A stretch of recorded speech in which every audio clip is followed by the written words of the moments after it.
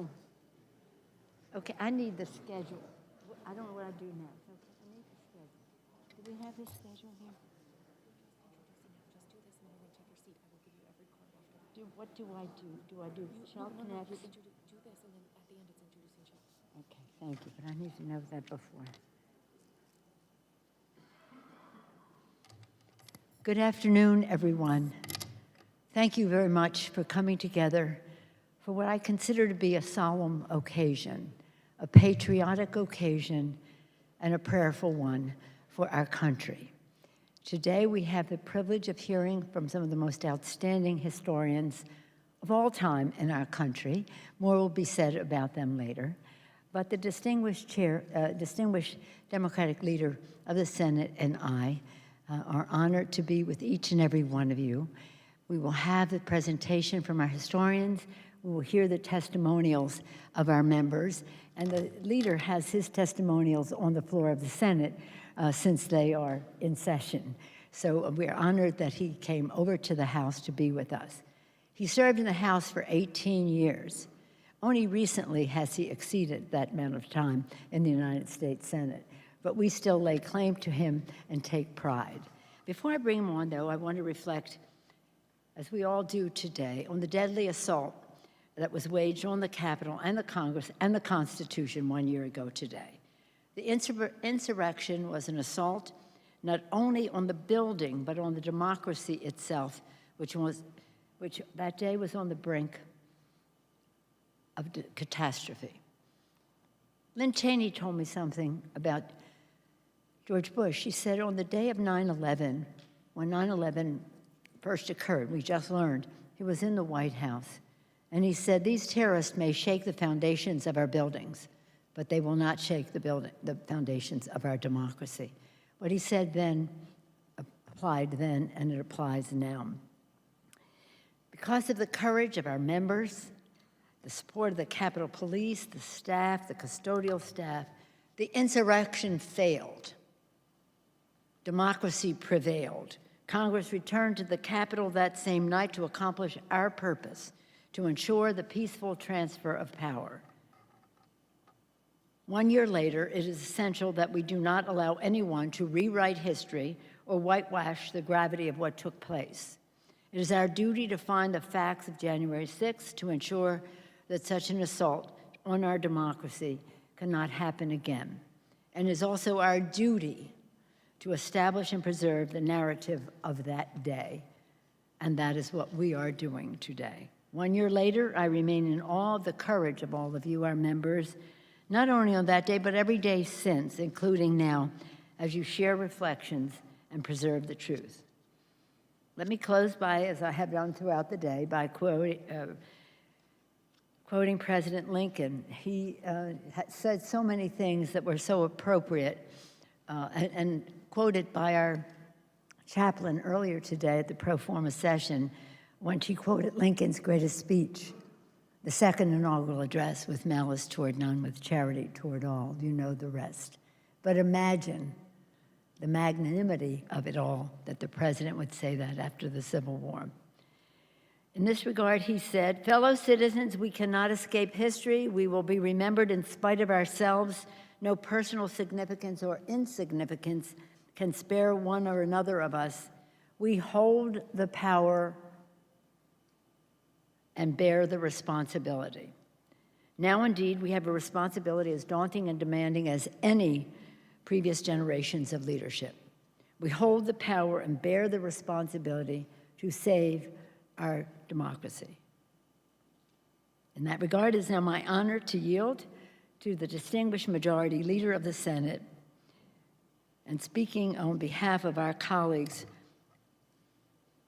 in the House, we welcome you back to the House side. And I want to thank the leader because he was so instrumental the night of the assault in ensuring that we would return to the Capitol and the world would see that the insurrection was defeated and victory had prevailed. Mr. Leader, Chuck Schumer.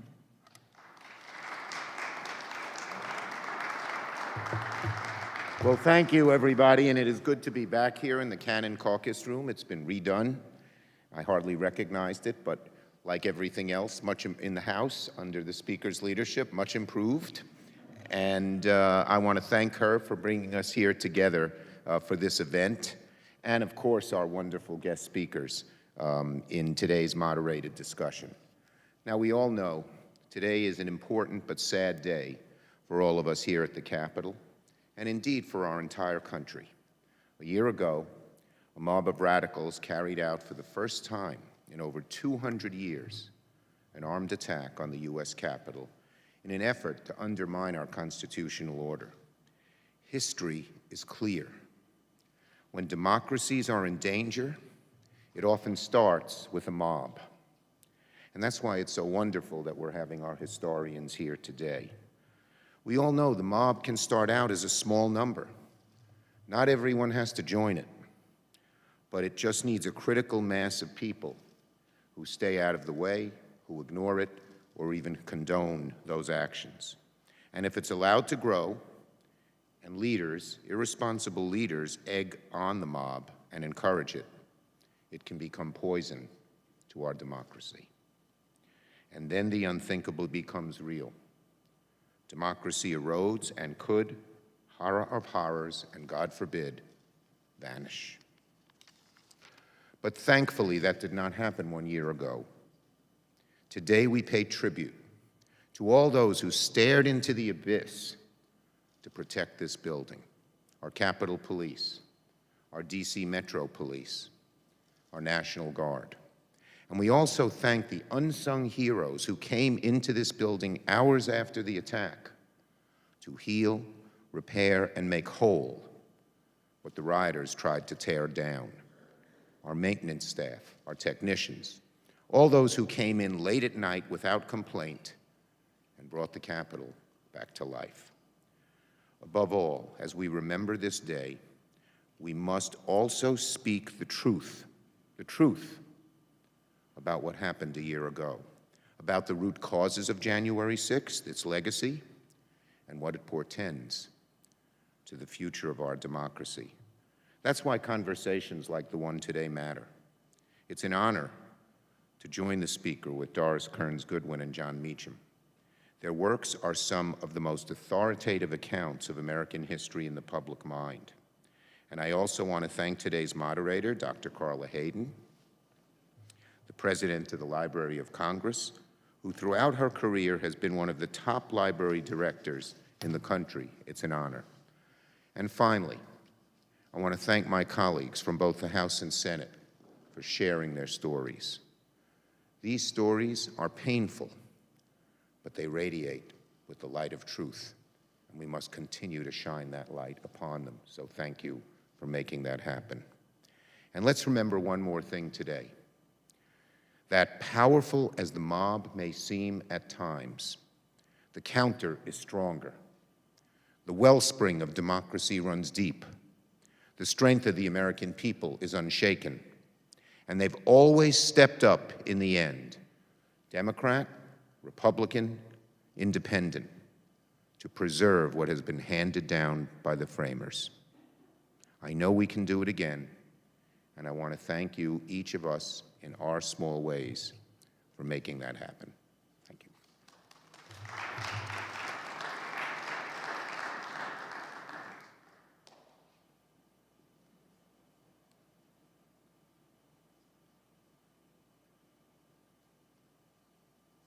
Thank you very much, Mr. Leader, for your very profound words and for your speech on the floor of the Senate today as well, sharing your experiences of that day.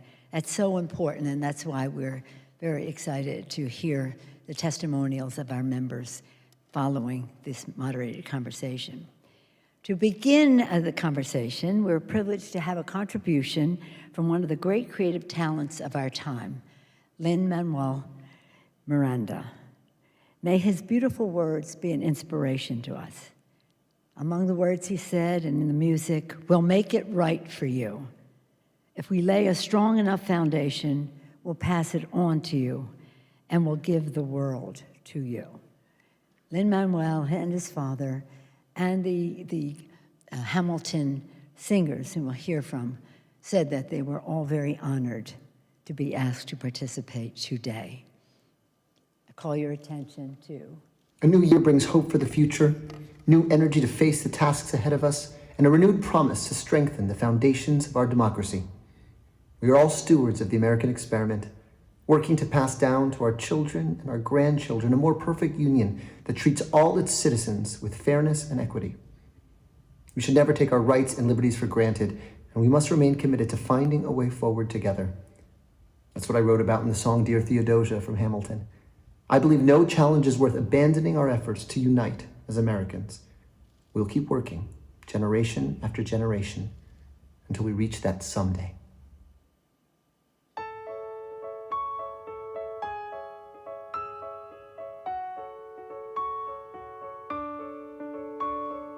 Dear Theodosia, what to say to you? You have my eyes, you have your mother's name. When you came into the world, you cried, and it broke my heart. I'm dedicating every day to you. Domestic life was never quite my style. When you smile, You knocked me out, I fall apart, and I thought I was so smart. you will come of age with our young nation. We'll bleed and fight for you, we'll make it right for you. If we lay a strong enough foundation, We'll pass it on to you, we'll give the world to you, and you'll blow us all away. Someday, someday. Yeah, you'll blow us all away. Someday, someday. Oh, Philip, when you smile, I am undone. My son, Look at my son. Pride is not the word I'm looking for. there is so much more inside me now. Oh, Philip, you outshine the morning sun. My son, When you smile, I fall apart, and I thought I was so smart. My father wasn't around. my father wasn't around. I swear that I'll be around for you. I'll do whatever it I'll make takes. a million mistakes. I'll make the world safe and sound for you. We'll come of age with our young nation. We'll bleed and fight for you. We'll make it right for you. If we lay a strong enough foundation, we'll pass it on to you. We'll give the world to you, and you'll blow us all away. Someday, someday. Yeah, you'll blow us all away. Someday, someday.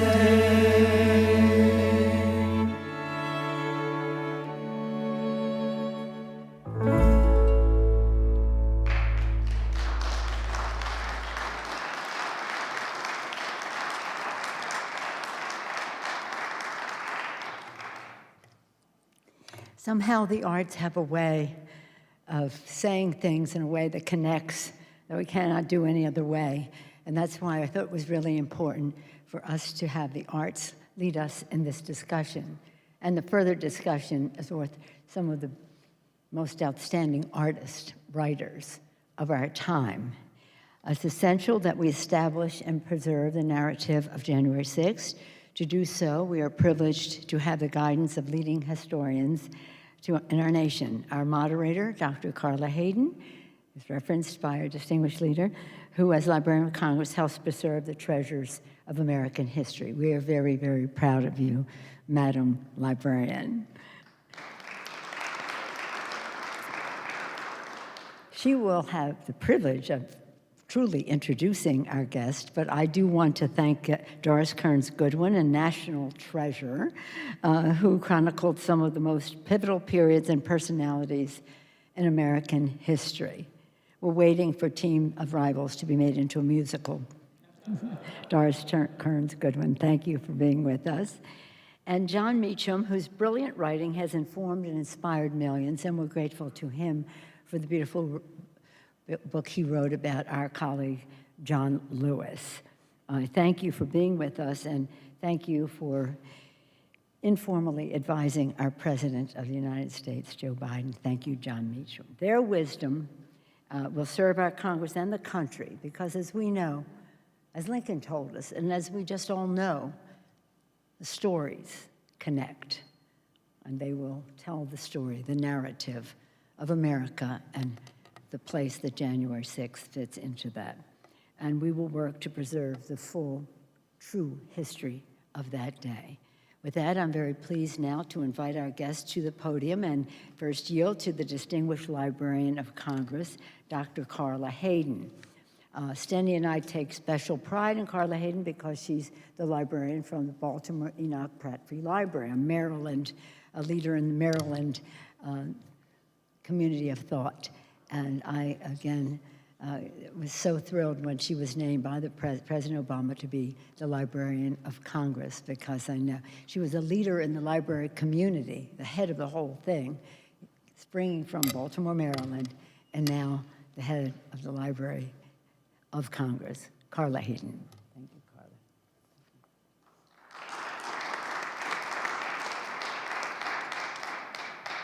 Well, thank you, Madam Speaker, and Senator Schumer, and all the members of Congress who are here in person and with us online, and as a librarian, a career librarian, who has spent her life working with bringing narratives to people. It is an honor for me to be with two of the leading and most distinguished historians. Thank you. I think we should all clap for that one. Thank you. This is a librarian's dream and everyone's dream, because you have both written and studied about the narrative of this country and some of the darkest times, some of the times that were triumphant. And as the Madam Speaker quoted from the song from Hamilton, if we lay a strong enough foundation, we'll pass it on to you. So I thought, could we travel back in time to the founding of this country? And were they sure? Did they know? What was going on then? You want me to go? Because being described as a distinguished historian, as Doris and I know, is like being the best restaurant in a hospital. You know, you want to win, but it's not that hard. But we're very grateful, and thank you to Madam Speaker and Senator Schumer. I think they would be surprised that we've come this far. They were incredibly aware of the fragility of democracy. They were aware of the fallibility of humankind. They had a keen awareness of sin and imperfection and appetite and ambition.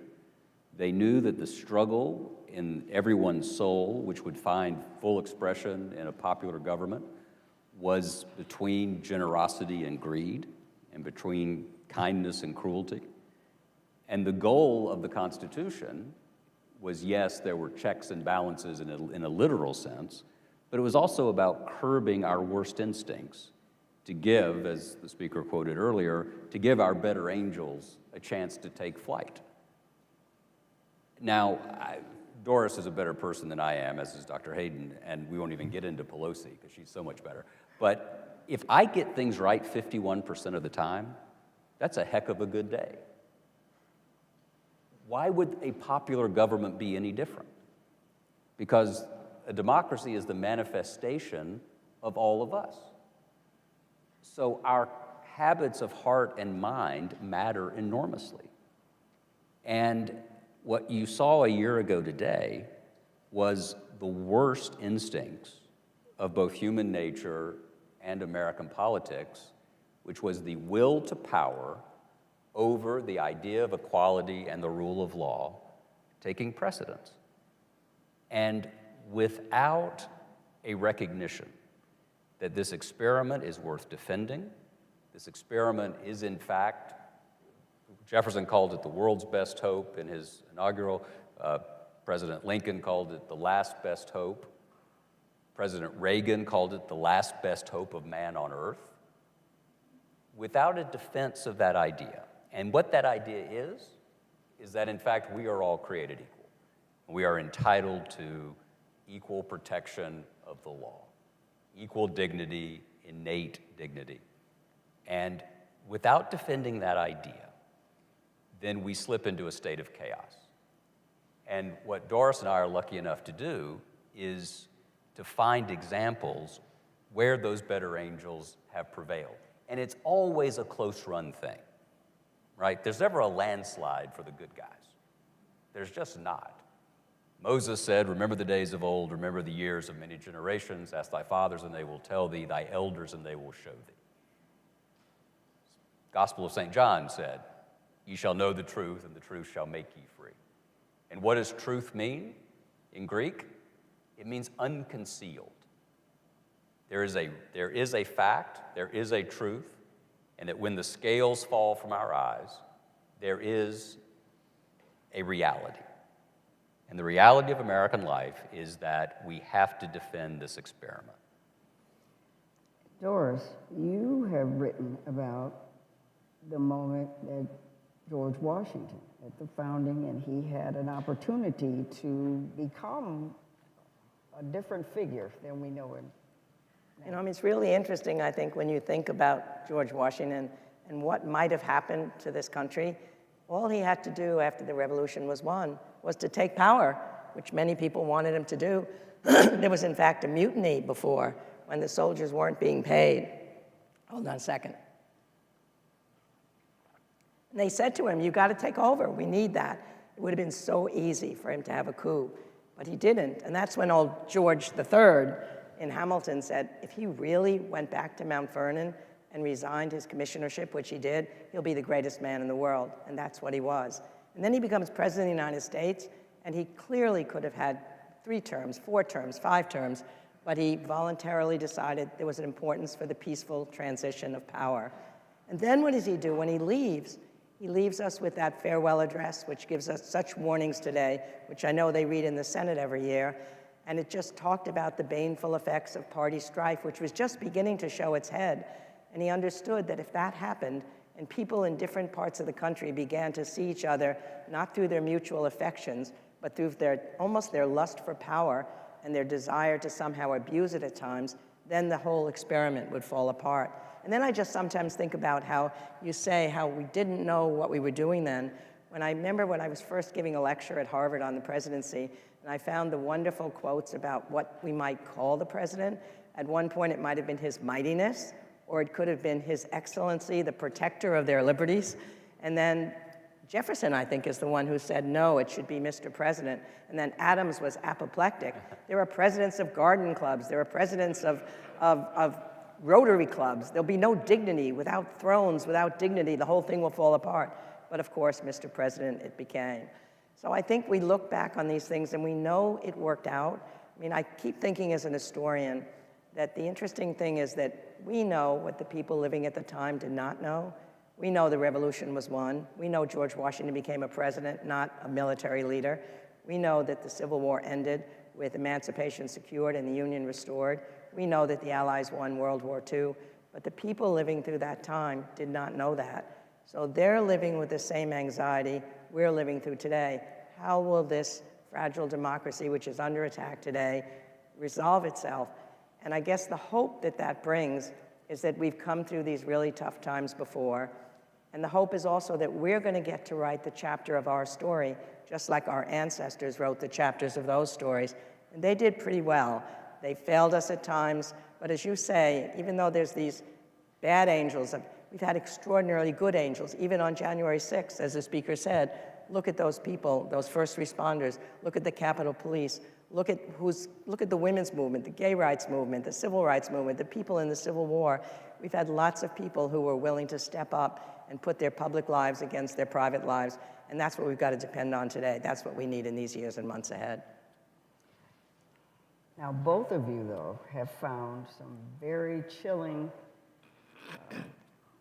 parallels between the 1850s No. leading up to the Civil War and our situation. So could we go back to that tumultuous decade and share what transpired and what was going on? Well, the 1850s didn't end well, and so it is a chilling parallel. You had two competing visions of reality. You had two faiths. You had two interpretations of Scripture, both religious Scripture and secular Scripture, the Declaration of Independence. You had violence on the floor of the House. What you did not have was an insurrection, like the one you are commemorating today. On February 14th, 1861, when John Breckinridge, who had lost the presidency along with Stephen Douglas to Abraham Lincoln, was under pressure to decertify the electoral votes, he refused to do so. And Winfield Scott had fortified, and in fact, this experiment in liberty went on exactly 2 more months before Fort Sumter. 8 weeks before Fort Sumter, there was a plot to try to decertify the electoral count. Now, as Mark Twain once said, history may not repeat itself, but it does rhyme. The issue, I think, about the 1850s heading into that is that you did not have a common story. There was not a sense that we were all devoted to what became the most important sentence ever originally rendered in English, which is that all men are created equal and are endowed by their Creator with certain inalienable rights, among them life, liberty, and the pursuit of happiness.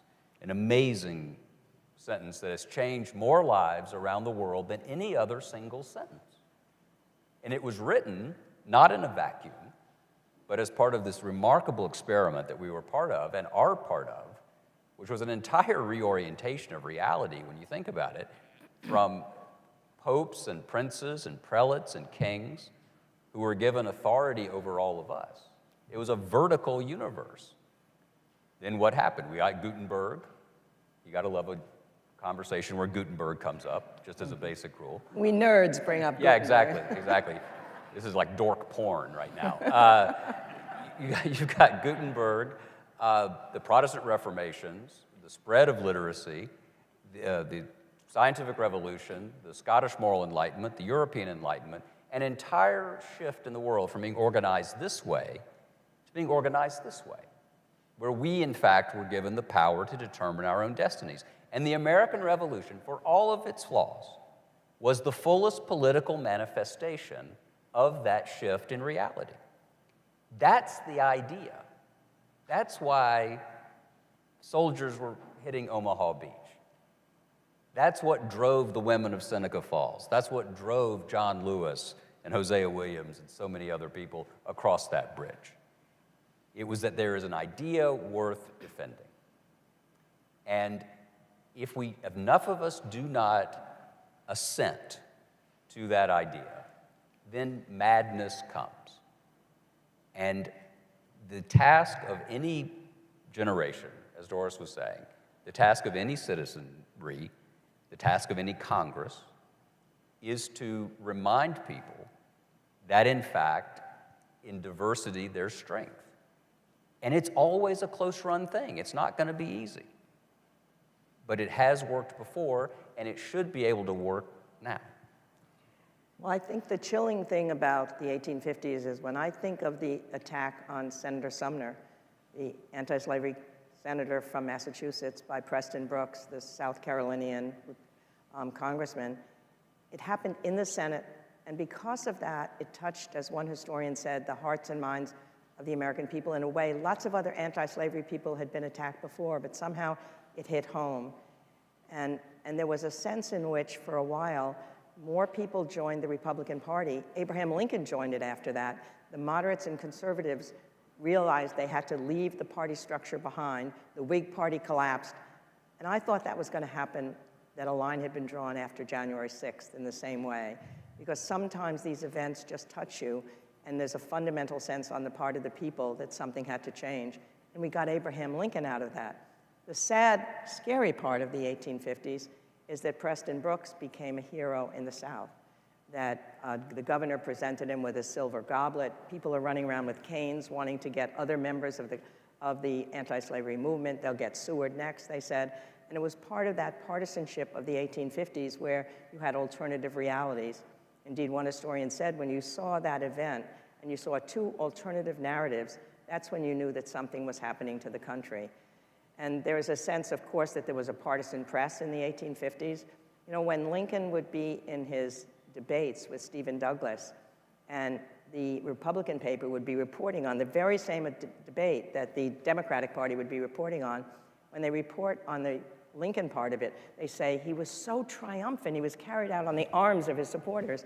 You read the Democratic paper, and he fell on the floor. It was so embarrassing that he had to be dragged out by his supporters. So we have some of those parallels from the 1850s, and the only hope will be that, you're right, it ended badly. I mean, obviously it ended badly with the Civil War, but out of that came what had to be done, which was to undo that original sin of slavery. And those people fought for that. We had a leader in Abraham Lincoln who carried us through that. And I think when we look at what happened, that's what you have to remember, that somehow some of these fights have to be fought. But hopefully it doesn't have to end up that way, that we'll know the mistakes we made in the 1850s. You could see the country moving apart. Each one of those events, Kansas, Nebraska, Dred Scott decision, John Brown, it pulled us further and further apart so that there was no talking to one another on either side. We can't let that happen today. If I may, and we have to incentivize this, right? We can't just preach at people. You have to find a way to make it in their interest to do the right thing. I wish that were different, but it's not. It hasn't been since Eden, you know, not our fault. So how do you do that? And I'd argue that one idea is history itself. What do you want the world to say of you? Do you want to be Bull Connor? Or do you want to be John Robert Lewis? Do you want to be Jefferson Davis? Or do you want to be Abraham Lincoln? Use the power of memory as an incentive, not as a bludgeon, but remind people that when we're at our best, we don't build statues to people who tear down. We build statues to people who create. I sometimes use what I call the portrait test. And I sometimes say when I'm lucky enough to talk to people who hold office, you know, what do you want us to think about when we look at your portrait? And it tends to work because y'all tend to think that people are going to be looking at your portrait, right? Yeah, now, Doris. And yours, ma'am. Doris. Well, there was another time in the Bobblehead. turn of the 20th century. And you've written, Doris, about Teddy Roosevelt. And he was thrust into office after his assassination, President McKinley. And we don't often focus on that, but there were some similarities there. Yeah, I think in many ways that the turn of the 20th century has more echoes for today than almost any other time. I mean, just think about it. The Industrial Revolution had shaken up the economy, much like globalization and the tech revolution have done today. It was the first time you really had a gap between the rich and the poor. You had people in the country feeling suspicious of all those people in the city. You had a sense of lots of immigrants coming in from abroad and an anti-immigrant philosophy that was developing. You had a whole bunch of new inventions, the telephone and the telegraph, that made some people feel life is moving too fast. We've got to go back to an earlier way of life. And Teddy Roosevelt warned at that time that the real problem for democracy, the threat, would be if people began regarding each other as the other rather than as common American citizens. If people in different sections had a class hatred for one another. So that he saw, I think, what we're feeling today, but what did he do about it? He argued that there should be a fundamental fairness in the country, a square deal for the rich and the poor. I don't know where my voice has gone. I've been talking too much. Never. No. A square deal for the rich and the poor, the capitalist and the wage worker. And then he went around the country in a train, 6 weeks every spring, 6 weeks every, can you still hear me even if I'm talking like this? I normally have a low voice, but now it's gotten really low. So anyway, 6 weeks in the spring, 6 weeks in the fall, and he gave the same message all across the country. And then as the train would go away, he would stand there waving for hours at people who had just come to see him on the railroad track because he was the president who was trying to get a common American spirit going. And at one point he was waving very frantically at a group, and he was getting a rather cold reception until he was finally told that because of his nearsightedness, he was waving frantically at a herd of cows. No wonder that he didn't get a response. But I think somewhere there's something that we can learn from that somehow recreating those feelings. He said that fellow feeling. What is fellow feeling that we have for our fellow American citizens? It's an empathy, it's an understanding, it's the human quality we need to listen to other people, to empathize with people for whom fate may have dealt an unkind hand like for us, and to be able to, in a certain sense, just understand their point of view. And that's what I think we need our leaders to do, to get out of Washington, to get back not only to their own districts, to go to other places. I dream about a public service program, a national service program, where kids from the country could go to kids in the city and spend a year in a common mission that they would be able to fulfill so that they're learning what it's like to live with other people. If there's any way I could feel that that could happen. I know we've got pieces of it in the Teacher Corps, and we've got pieces of it in what was the Peace Corps, but there's something about bringing people from different parts of the country together with a common mission for our country. The military does it. No wonder, I remember reading that 75% of the military, of congressmen and senators in like the 50s and the 60s were members of the military. They knew what it was like to have a common military mission, so they knew what it was like to have a national mission. And little wonder we had bipartisanship in those days. So somehow we've got to figure out a way to listen, to empathize, and that's what old Teddy Roosevelt was able to do pretty well. Can I say so? I should also report, Twitter has had a lot of impact on our lives, as we know, but it is the author of one of the greatest things, I think, said in our time, which is that if Mr. Rogers and Doris Goodwin had had a one-night stand, I would have resulted. And so I want to insist on that and make sure. He's my son, really, in fact. John, I'm glad you said that. Make sure Mom's okay. I left my sweater outside. But you know, the speaker talks a lot about narrative and fact, reality. And there's a tendency, a human tendency, to want the past to have been simpler. That's understandable, because our own ambient reality is difficult, because it's our reality, it's the problems of our time. But there was never a once upon a time in American history, and there's not going to be a happily ever after. This is an unfolding job. I don't need to tell you all this, you signed up for it. You put yourselves forward, you put yourself in the arena. You are here to do this, to govern in an imperfect world. And you know that. This country, as we know it right now, is about 56 years old. Bear with me. The first actually integrated national election in American history was 1968, 52 years ago. The Immigration and Nationality Act, signed by President Johnson, and the Civil Rights Act in '64 and the Voting Rights Act in '65, transformed the country. So we are a pretty young nation when you think about the actual electorate. So when you go back there and you realize that in 1968, how did that year go? It began with Tet, which brought Gene McCarthy into the race. It forced Lyndon Johnson out of the race. He gave the speech saying he would not be a candidate on the last Sunday in March in 1968. That same Sunday morning, Martin Luther King preached at the Washington National Cathedral. He quoted Theodore Parker saying, "The arc of a moral universe is long, but it bends toward justice." 4 days later, he'd be shot to death outside room 306 at Lorraine Motel in Memphis, Tennessee. The country erupts in riots.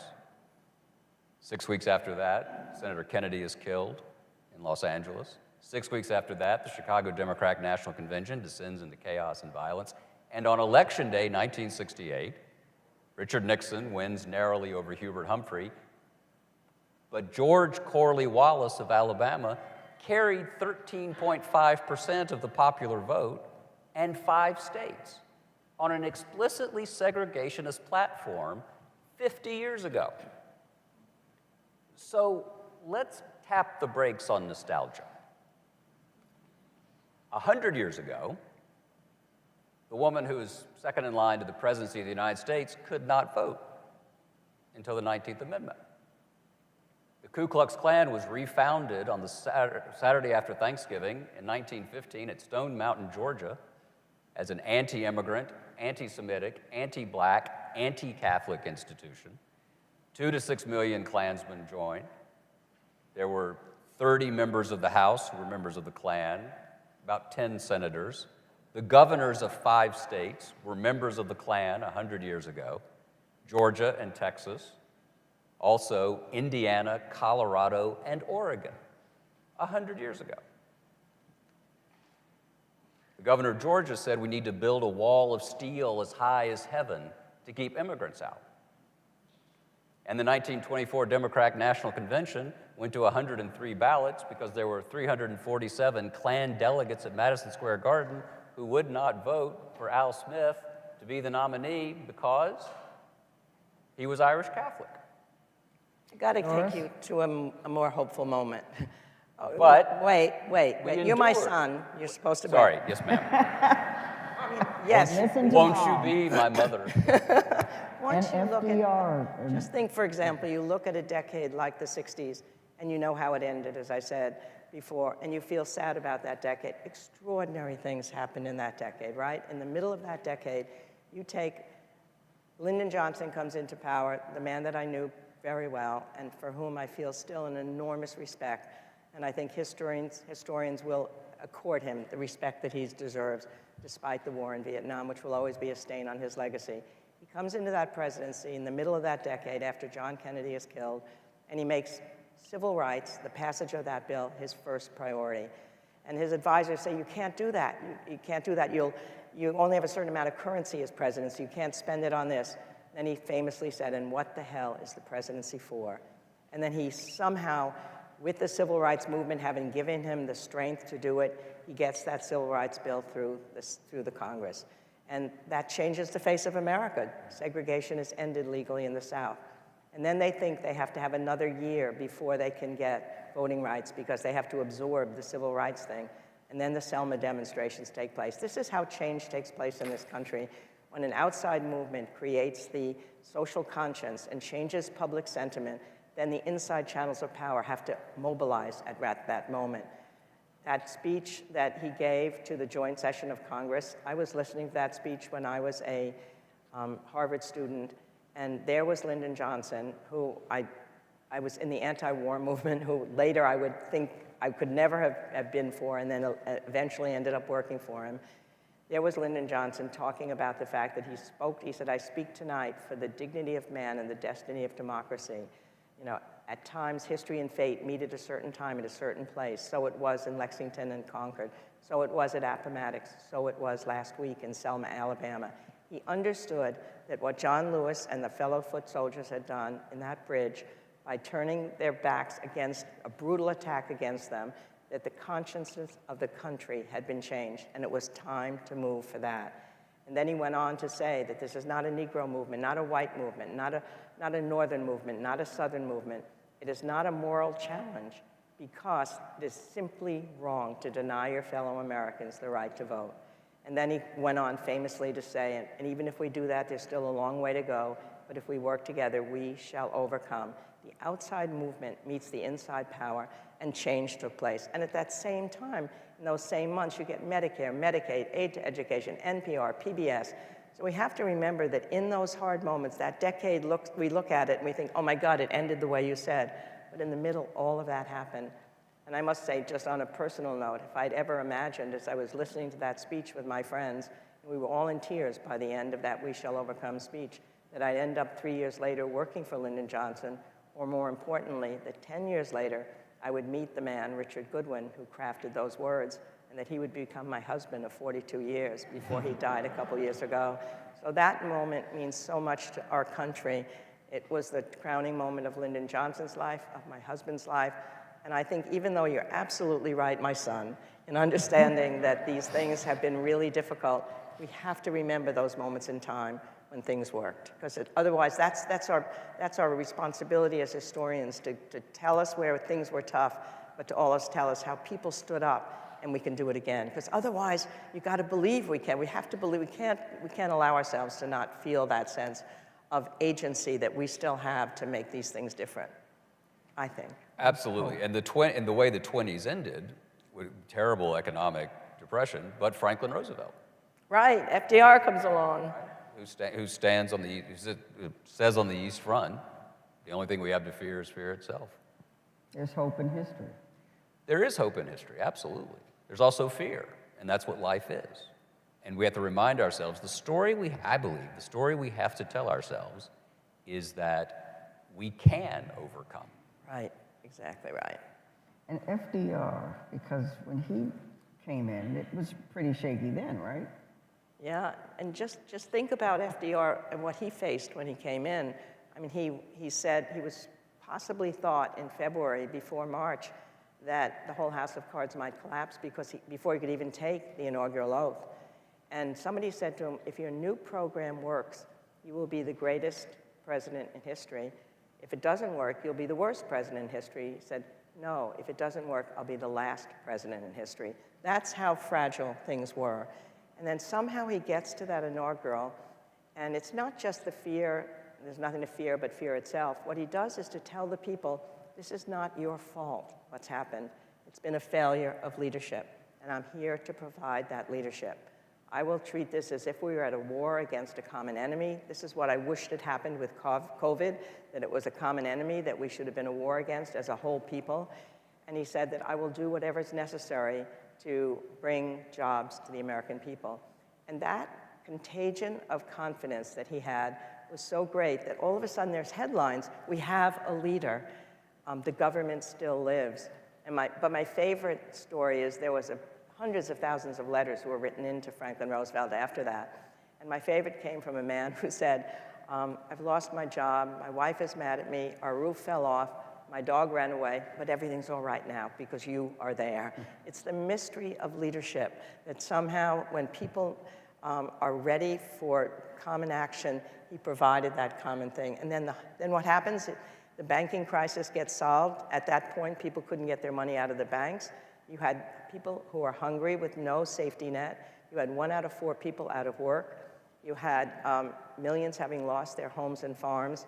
And yet he started the New Deal going, and eventually things began to develop. And then that's the generation that becomes the greatest generation for World War II. So again, it's one of those moments in history that could have gone in a very different direction. We were lucky enough to have people that were strong enough and resilient enough, and a leader who was able to lead us through. And again, history will tell us we can do it again. And so, this day, and at this point in time, and as historians, and you have spent your lives, basically, putting the narrative together, moving it along, what do you think about where we are now? You go first. We don't know. This is a chapter. It's not the end of the story. And if it is the end of the story, then we have failed in a way as a people that the world will forever condemn. To lose this, as the song says, to lose this gift through selfishness and a greed for power, for an autocratic impulse, would be beyond tragic. I don't believe that's going to happen, but I believe we're as close to that as we have been since Sumter.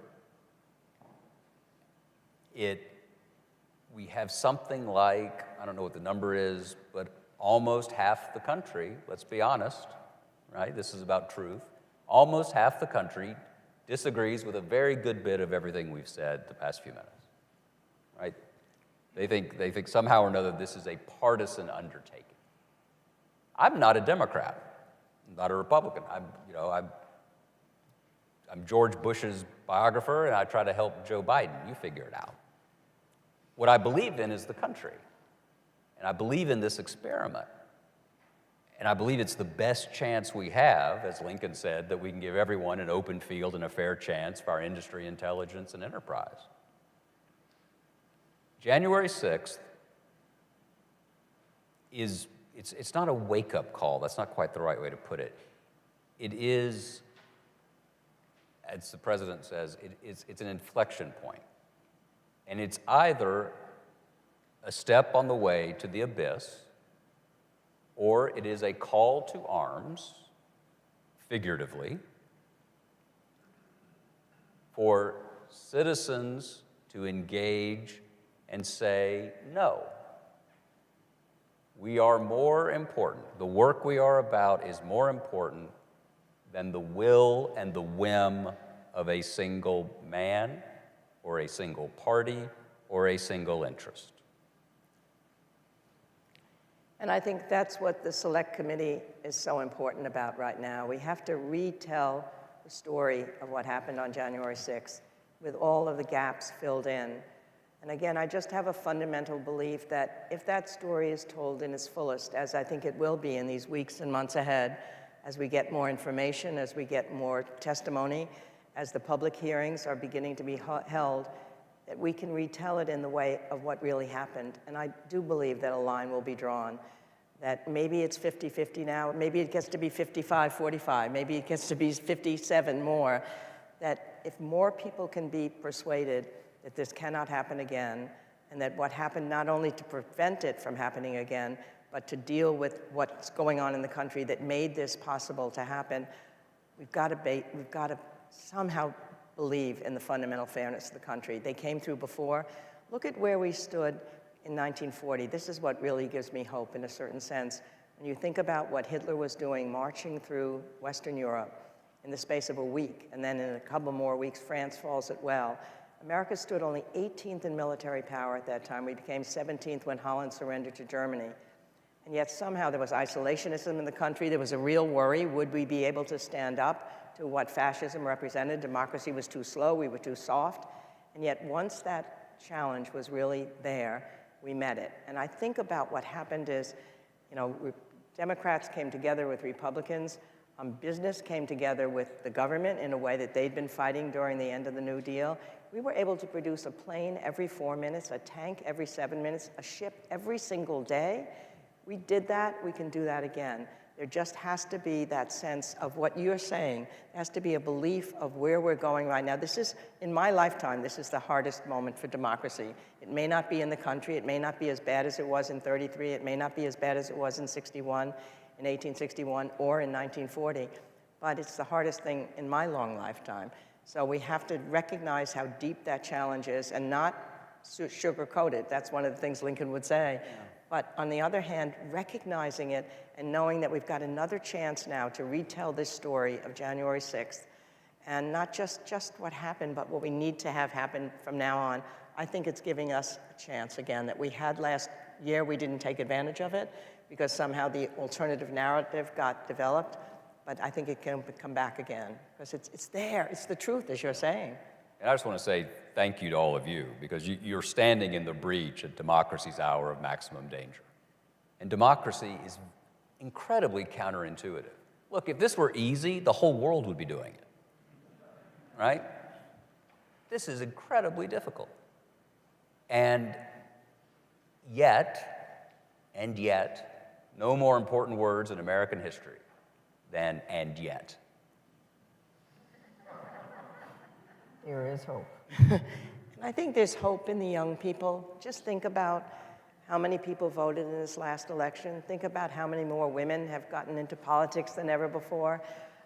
And maybe that's what you as politicians who are here, believing in the vocation of politics, spreading that word among young people. We have to get young people to trust in government again. We've got to get people at local, state, and national level to begin to feel a sense that they can actively influence what's happening. And you guys are doing it already, you women and men. And somehow, I think if we can just make the young people feel again, which I think they're beginning to feel, they care about the environment at deep level, they've been active at local levels. And I think we've got to look to that younger generation, those of us who are older, to carry forth that belief that politics, I still think it's the greatest vocation. I think I look back on the people who've chosen to make public life over their private lives in a certain sense. There's a great honor in that. You should be proud of it. I agree with what John's saying. And we just have to spread that word among other people and get more people involved in politics at a very time when it may seem like the last thing they want to do. It's up to us to tell them, we as historians, you as the activists, how extraordinary a career it is. You know what it's like to feel this way, and I think we should honor that. Churchill once said that the future's unknowable, but the past should give us hope. It's just the present we have to get through. You're giving us hope. And he was sure how he would be remembered by history because he was going to write it. That's right, that's right, that's right. But I think if I could just add one more thing, I think when you were talking before about what people should be thinking about their own portraits, what you really hope for people in politics or people in any field is that the ambition for self becomes an ambition for something larger. And I don't know when that happens in a person. It sometimes happens young. It did with Abraham Lincoln. Usually after the portrait is hung. That's too late. But I think with Abraham Lincoln, it happened when he was 23, the first time he ran for office. And he was talking about the fact that he had a peculiar ambition to somehow be able to perform something that could be remembered by other people, that he could be valued for, having made a difference in people's lives. Sometimes for Lyndon Johnson, it happened later, when he had an almost fatal heart attack in the 1950s and was on his bed and was not sure about whether he was going to live, was so depressed they couldn't get him to mobilize. And all of a sudden, one day he woke up and he said, I've got to get shaved, I'm back. And they said, well, what brought you back? He said, I was lying here thinking, suppose I died now, what would I be remembered for?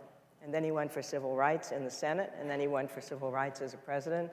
And I think that matters when that turn takes place. And we just got to hope in young people that they understand that it's not just the ambition for yourself, that it's an ambition for something larger, and then we can feel a part of a common good.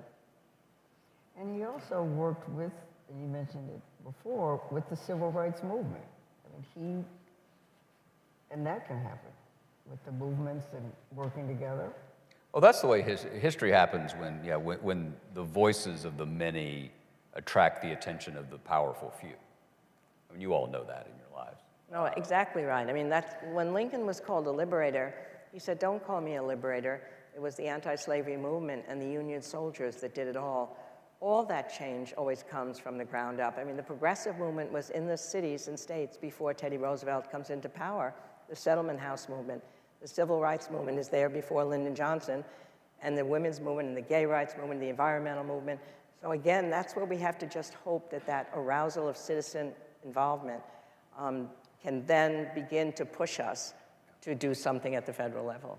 I think one of the key points in a democracy, and I think this is 250 years of our history and also in various other countries, you all tend to be far more mirrors of who the country is as much as makers, right? I mean, that's what a popular government is. This goes to Edmund Burke. You owe us not just a reflection of the will of the people, but your best judgment. But that's a very interesting and fluid dynamic. And that's why this is not just on you. It's on all of us. And to keep playing the pronoun out for a second, it's why it can't just be about him. This is about our future, and all of us have a responsibility to remember that a more perfect union is about we the people, not about a single person. To the audience and everyone with us today, all three of us are wearing something. Doris and I were wearing pins, and John's case, cufflinks. Right. I was going to wear a pin, but Doris wouldn't let me. It's inscription that was in President Lincoln's, and I'm from Illinois, so that rings really something in his custom-made top coat. Brooks Brothers. And he wore it a lot, as Doris says in Team of Rivals. And he was wearing it the night he was assassinated. And it said, "One country, one destiny." Encapsulates it all. Now, John, you also had something to say about your cufflinks. Well, yeah, I'm not wearing the specific ones. I'm wearing these because they're George Herbert Walker Bush. And I thought, particularly since we're in the House side, the gentleman from the 7th District of Texas from 1966 to 1970, who is a great example, I think, of everything we're talking about here. Someone who opposed the Civil Rights Act in 1964 when he was running for the Senate in Texas, but in 1968, when he was here, voted for fair housing. And I think in an interesting way represents the best part of politics, which was that it mattered to him what he did with power once he had it. And he was an imperfect man who left us a more perfect union. And I don't want to drag you all into my imperfection, but we are an imperfect citizenry, and our task has to be that more perfect union. One country, one destiny. So we will end on a note of hope. Is the foundation holding? If you stand watch, we'll be good. It's because of all you all. I mean, you're standing in the breach. This is incredibly difficult. This is a battle, not the war. It's a chapter, not the story. So, God bless you. Thank all of you.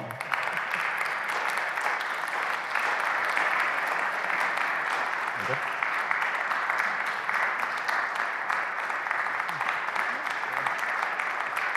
Ma'am.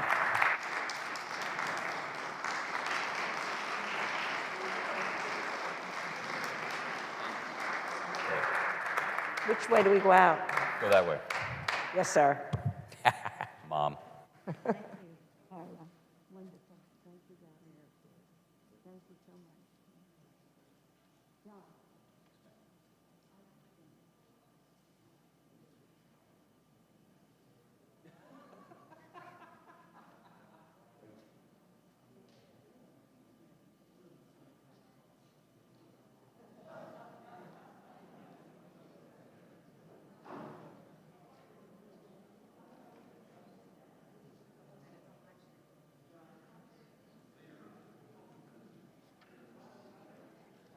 My colleagues, let's join in thanking Dr. Hayden, Doris Goodwin, and John Meacham for an extraordinary, powerful conversation, and to all of you for your work to protect democracy.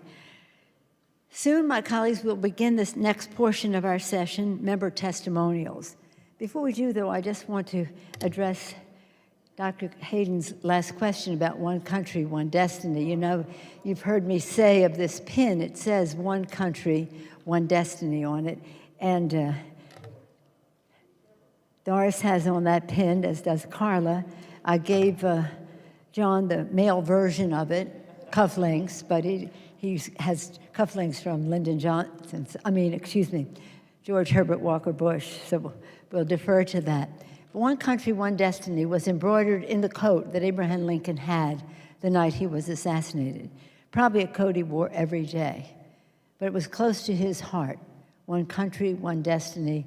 It was very much a part what was in his head for our country. I think we have to follow his lead in so many ways, including bringing our country together. Soon we'll hear the second portion of the session, our members' testimonials, which are very valued by all of us, and we look forward to it.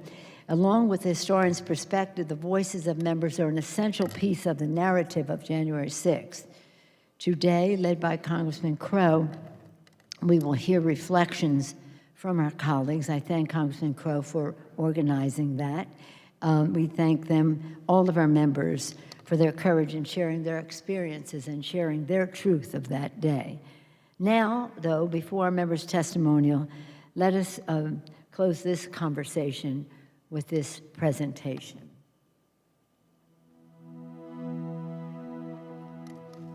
It is a momentous day in Washington, and all eyes are on the nation's capital.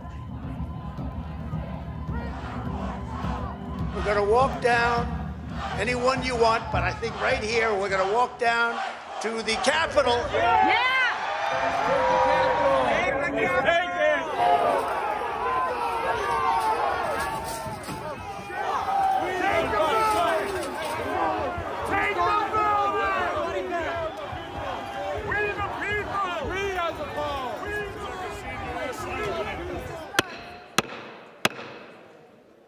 The House will be in order. When you catch somebody in a fraud, you're allowed to go by very different rules. So I hope Mike has the courage to do what he has to do. Madam Speaker and members of Congress, the Senate and House of Representatives are meeting in joint session to verify the certificates and count the votes of the electors of the several states for President and Vice President of the United States. And we fight. We fight like hell. And if you don't fight like hell, you're not going to have a country anymore.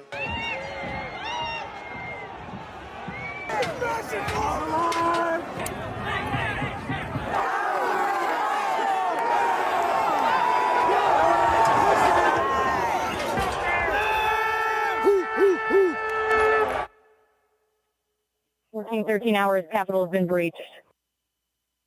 And be advised they're attempting to break a window on the east front.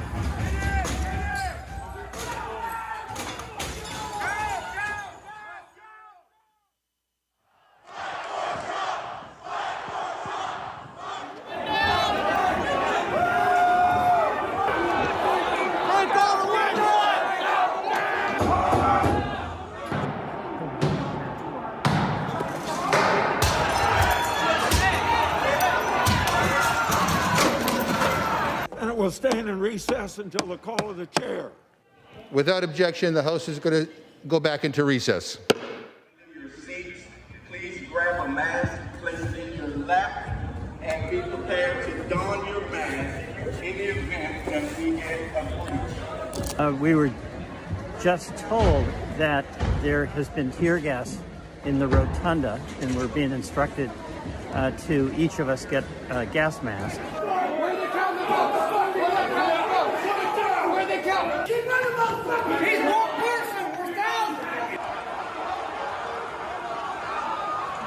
Some protesters have made it inside the Capitol building and are gathering where the Senate was in session. Nancy! Where are you, Nancy? Stop the steal! Stop the steal! We're not standing. We're outnumbered. There's a fucking million of us out there, and we are listening to Trump. You're the boss. Here he comes, Nancy!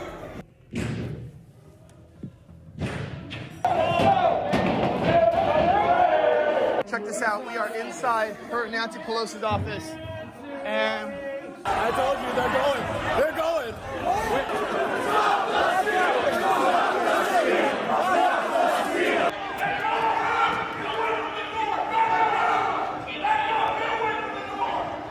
you're supposed to protect the Constitution. You are a traitor if you go against the yes. Stay down. Get down. That's what we fucking need to have 30,000 guns already. That's true. There's a picture. We lost the line. We lost the line. LMPD, get back.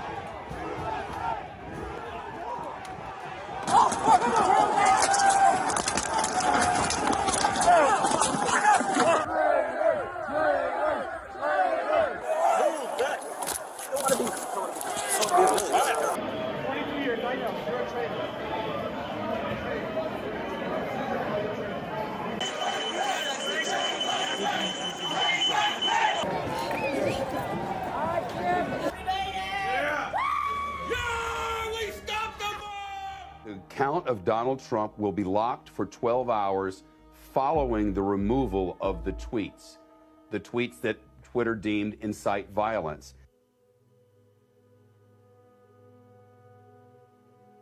Today was a dark day in the history of the United States Capitol. But thanks to the swift efforts of U.S. Capitol Police, federal, state, and local law enforcement, the violence was quelled.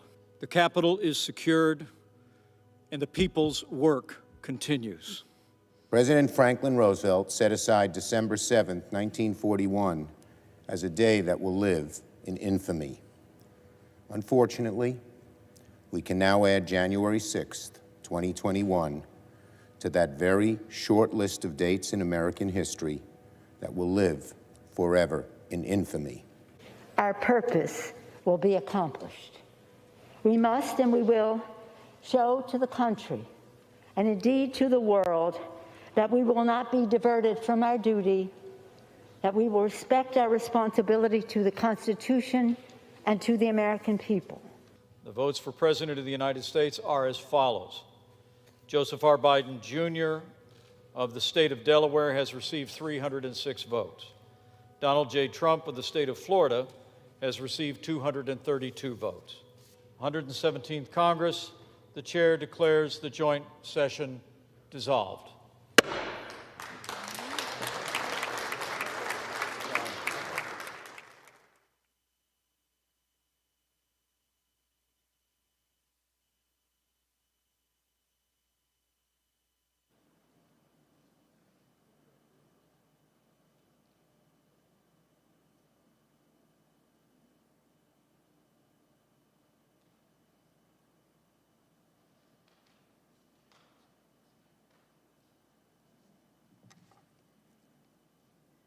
We must never forget, as traumatic as it was, it bears repeating for the American people to see the intentions of that day. Now we're going to hear from our members, and I want to thank Congressman Jason Crow. We all know him as an American patriot, serving our nation in uniform as an Army Ranger for 3 tours of duty in Iraq and Afghanistan, where he received a Bronze Star, serving our nation in the Congress, including as an impeachment manager, and now serving as a nation as a leader in the caucus following the insurrection, including leading members' testimonials, which are vital to establishing and preserving the narrative of that day. My colleagues, please welcome Jason Crow. Jason Crow, the floor is yours.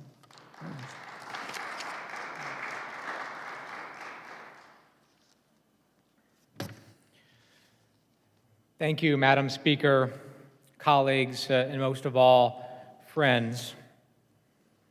It is my honor to preside over today's testimonials by members of Congress about the events of January 6, 2021. The people you will hear from today come from around the country. They represent the rich diversity of our nation, and their voices strike true. They are, in my book, patriots whose dedication to our nation is total. Their courage inspires me every day.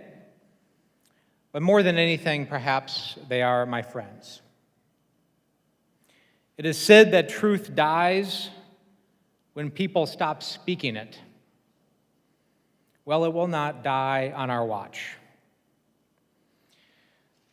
And with that, it is my honor to recognize Lisa Blunt Rochester from the state of Delaware.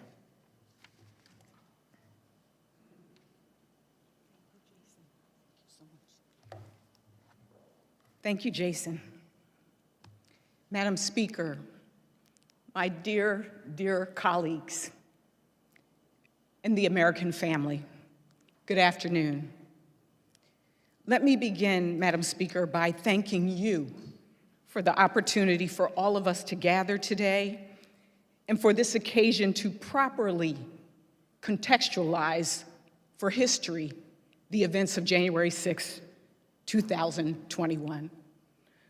For me, January 6 will forever be known as a day of remembrance, reflection, and recommitment. I remember waking up that morning tense but excited excited to participate and witness the certification of Delaware's first American president. It was the culmination of a hard-fought campaign in the midst of a historic pandemic. I had no idea that the safest, most secure election of our lifetime would on that day turn into a violent insurrection. January 6th for me will forever be a day to remember how the light of acts of courage, small and large, defeated darkness. Heroes, staffers, custodians, police. I will remember those who quite literally gave their lives, a day of reflection. I reflect on that day being trapped in the gallery, ultimately praying for all of our safety and peace in our nation. I also reflect on just how close we were to losing it, to losing our democracy. Those of us trapped in the gallery, we lived it, ducking, crawling under, over railings, hands, knees, the sounds, the smells. We had a front row seat to what lies, hate, or plain old misinformation conjures. We went from victims to witnesses, and today we are messengers. We reflect on the fact that January 6th was about so much more than an effort to break into a building. It was an effort to break down our institutions. And I must admit to you, my colleagues, that over this past year, there have been times when I felt that justice was not swift enough. I felt sad, I felt mad, I felt bewildered that some minimize the day and continue to minimize it. But we don't give up. Because in the words of poet William Cullen Bryant, and quoted by Martin Luther King, truth crushed to earth shall rise. Truth crushed to earth shall rise. So, on this day, let us recommit to our democracy and to each other. On the day that I was sworn into Congress, as many of my colleagues know, I was the first African American and the first woman from the state of Delaware elected to Congress, and I carried this scarf with me. It marked an X that my great-great-great-grandfather used to sign this returns of qualified voter registration of 1867 in Georgia. I also carried it on the day of the insurrection because it is my proof of what we have overcome. And it is my inspiration for what is yet to be done as we work towards a more perfect union. I continue to have hope even when I feel hopeless because my ancestors would have it no other way. And because Scripture tells us that weeping may endure for a night, but joy comes in the morning. And while I remember a great deal that day, what I remember most is walking back onto the House floor, into the chamber that morning to complete our work, the morning when democracy prevailed. Remember, reflect, recommit.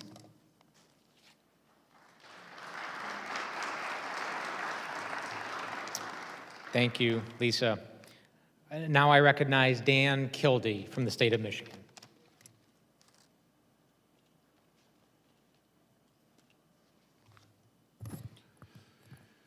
Thank you, and thank you, Madam Speaker, for the opportunity to provide this testimony. I first want to express my gratitude to the Capitol Police. As one of the members trapped in the House gallery on January 6th, you saved our lives. And by defending the Capitol, you literally saved our nation from a deadly mob determined to stop democracy. The law enforcement officers are the true heroes of January 6th, and every American, every single American owes them a great debt of gratitude.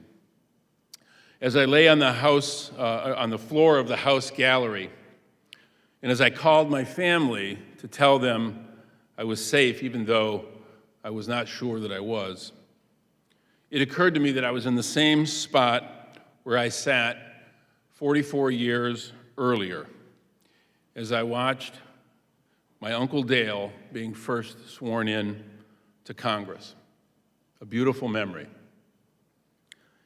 And now that memory is replaced by one of me sheltering myself from a violent mob, a mob whipped up by a former president pushing a cynical and dangerous lie, determined to overturn an election to keep us, Congress, from our constitutional duty to certify the election and ensure the peaceful transfer of power. As many of you know, for me personally, the path forward after January 6th has not been an easy one. It's been made more painful, however, by the fact that most of our colleagues on the other side of the aisle continue to accommodate that big lie that was the predicate for the attack on our country. As the speaker said, however, thankfully, gratefully, democracy won on that day. The insurrectionists lost. But January 6th is not over. January 6th is not behind us. The threat and the lie that fuels that threat continues to rear its head in other forms. That threat exists today in further threats of violence against elected and appointed officials meant to intimidate. That threat exists today in state legislatures and local clerks' offices across the country, where one party continues to try to undo the democratic process and make it harder for Americans to have their voices heard at the ballot box. If we, as members of Congress, all act with the same patriotism and courage that those brave law enforcement officers exemplified on January 6th, I know we can stop this ongoing effort to bend our democracy. But to truly protect our democracy, we need truth. Truth is clear as this shard of broken glass that I have carried with me for the last 365 days. Glass that I picked up from a broken window in the Capitol in the aftermath of January 6th as a reminder, constant reminder in my pocket of the brutality of that day. We must have truth. We must have accountability. Only truth and accountability will give us the opportunity to find a path toward reconciliation. Only truth will begin to thaw the bitterness that characterizes our current divisions. We live in an amazing place, the greatest country in the world, the United States of America. But our democracy is only what we make it. Our democracy does not run on autopilot. 1 year ago, we came dangerously close to an attack to stop our democracy from succeeding in our country and for our country to heal and to move forward. What we need in this country now more than ever, most of all, is truth and leaders who are willing to stand up for truth, even when it's hard. Thank you.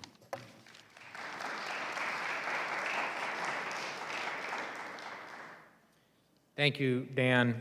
Before I go to our next speaker, I was just informed that the parents of Officer Brian Sicknick, Charles and Gladys Sicknick, have joined us today. Would you please stand, Charles and Gladys, and be recognized?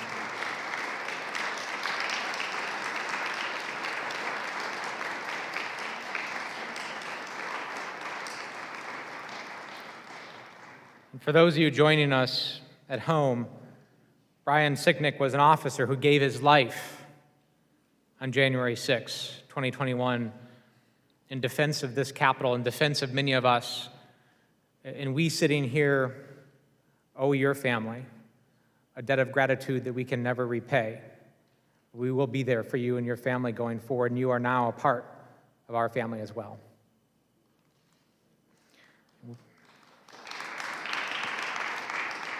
It's now my honor to recognize my friend Annie Custer from the state of New Hampshire.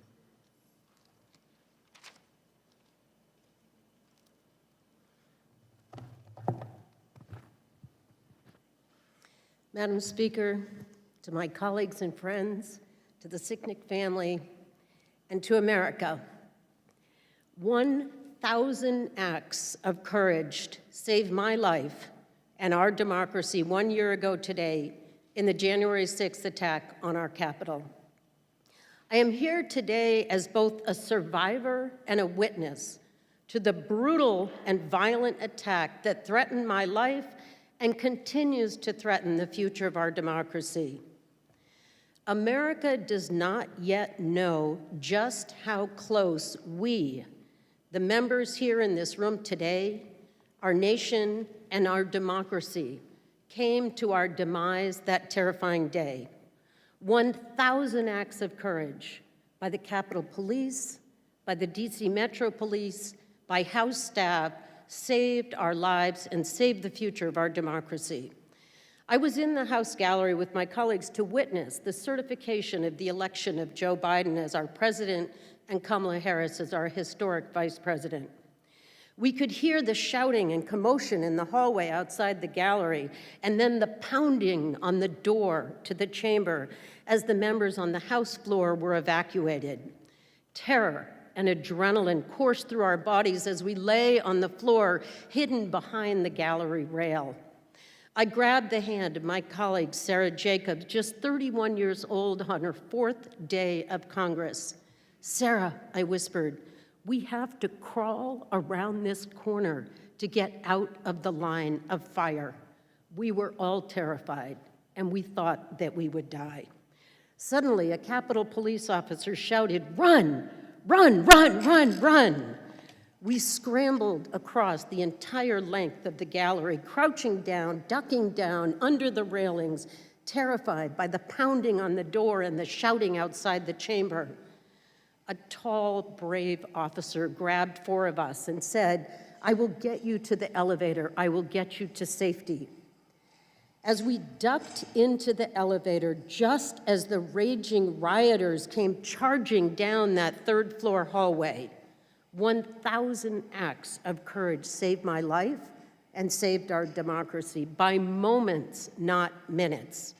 Every struggle slowed the monstrous mob, saving our lives. What would they have done to us?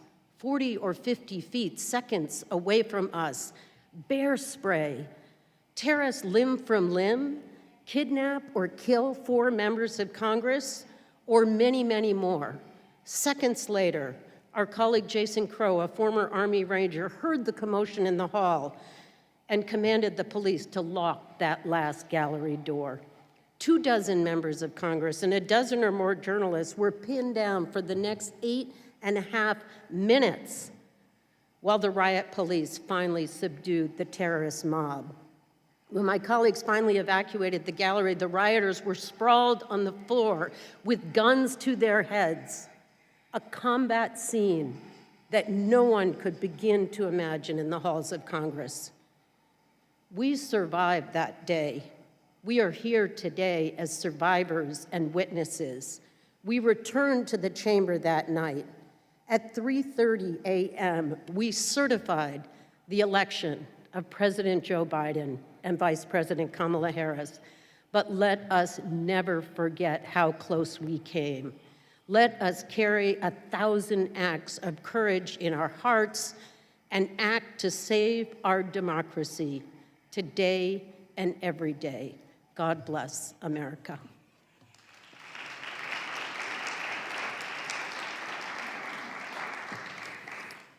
Thank you, Annie Custer.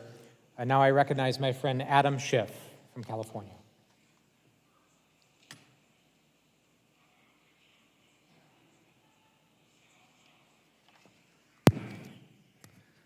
Thank you, Jason. Madam Speaker, my colleagues, 1 year ago, I was on the House floor when the mob attacked our Capitol. As one of a few members the Speaker had asked to manage the opposition to efforts to decertify the results of the presidential election, I had 6 arguments and 6 rebuttals to make on the challenges to the electors from 6 different states. And so I wasn't really paying attention to what was happening outside the building, to the growing mass of rioters, to efforts to break into the building. It was not until our leadership was swiftly removed from the chamber and police announced that we needed to take out our gas masks that I understood the full extent of the danger. When the order came to evacuate, I stayed behind for a while until 2 Republicans came up to me. One of them said, "You can't let them see you. I know these people. I can talk to these people. I can talk my way through these people. You're in a whole different category." Thanks to the courage of the police officers that day, we were safe, and we returned to the chamber that night to finish the work and certify the results. And our democracy moved forward, weakened, yes, defiled even by the shameful action of the insurrectionists, but as ever, resilient. I pray that this solemn anniversary be a reawakening of our devotion to our democracy, that it serve as the most potent reminder that the freedoms we enjoy are not an inevitable birthright bequeathed by our founders, but a treasure to be jealously guarded. As Americans, we have a very proud legacy to cherish. It's time we remembered that. It's time we defended our democracy like our lives, our liberties, and our very happiness depended upon it. Because they do. Because they do. Thank you.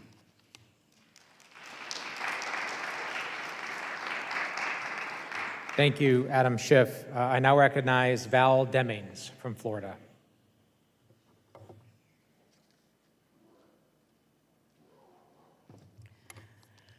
Madam Speaker, Mr. and Mrs. Sicknick, to my colleagues and other special guests, I stand before you today as a 27-year law enforcement officer.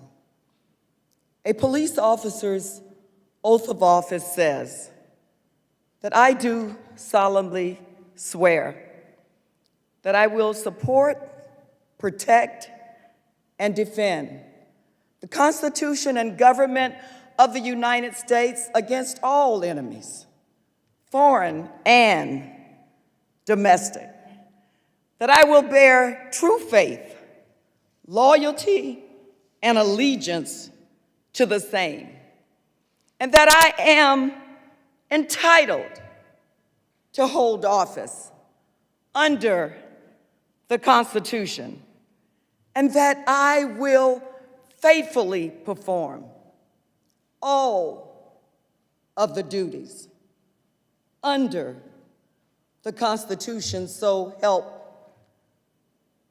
me God. When the police officers reported for duty 1 year ago today, they came as they always do, ready to faithfully perform all of the duties. But they had no idea what they would face. It seems a lot of people at all levels knew or should have known just how far this violent mob and their enablers would go, but the officers were ambushed by this violent mob who had total disregard for the officers' oath, their records of service, their families, and their safety. As a former police chief, I shall never forget what I witnessed 1 year ago today. An America should never forget either. I know the Capitol Police officers and others took their oath seriously because I saw them fighting with every ounce of strength, courage, commitment, and energy that they could muster up. But you know what? As members of Congress, both in the upper chamber and the lower chamber, we have taken an oath too. But some have forgotten that oath. Some oath is overshadowed by their quest for power and their pathetic fear of election officials counting every vote. I want to thank the police officers for defending and protecting us that day, but they did so much more. They also protected our democracy. Many people call themselves patriots, but true patriots don't lie, they don't steal, they don't cheat, they aren't cowards. They don't push lies for political or financial gain. But out of the ashes, good things can rise. The bright spots 1 year ago today, the police officers who defended us, and the certification of the electoral ballots. Our democracy stood, and the enemies of our democracy lost. I will support, protect, and defend because America is worth it. God bless you all.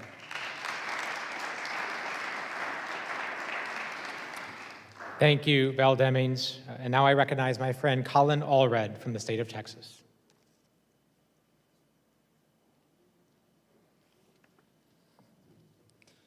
Madam Speaker, my colleagues, the Sicknick family, I have to tell you a little bit how I came to be in the Congress. I took the normal route. I was raised by a single mother, played in the NFL, went to law school, and became a civil rights lawyer. I thought when I left the NFL as a linebacker, where my job was to put people on the ground, that those abilities and the need to do that were over. On January 6th, along with my friends and colleagues, Akeem Jeffries and Ruben Gallego and Eric Swalwell and others, Pete Aguilar, we took off our suit jacket coats on the House floor, the first time I've ever done that. And we were ready to try and defend our colleagues from whatever was going to come through those doors.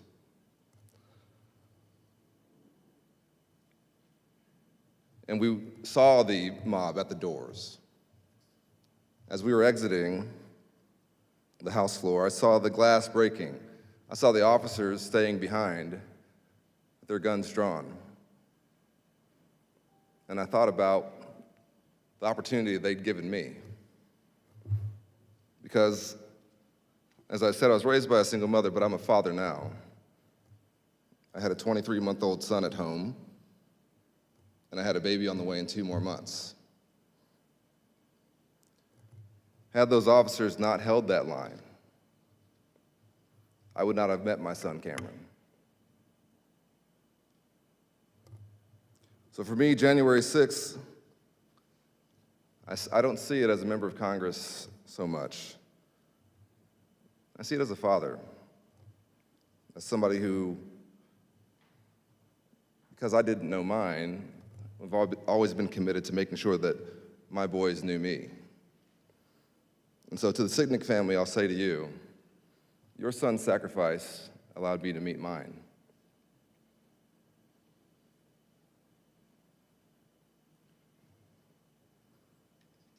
The overwhelming feeling I felt on January 6th was one of sadness.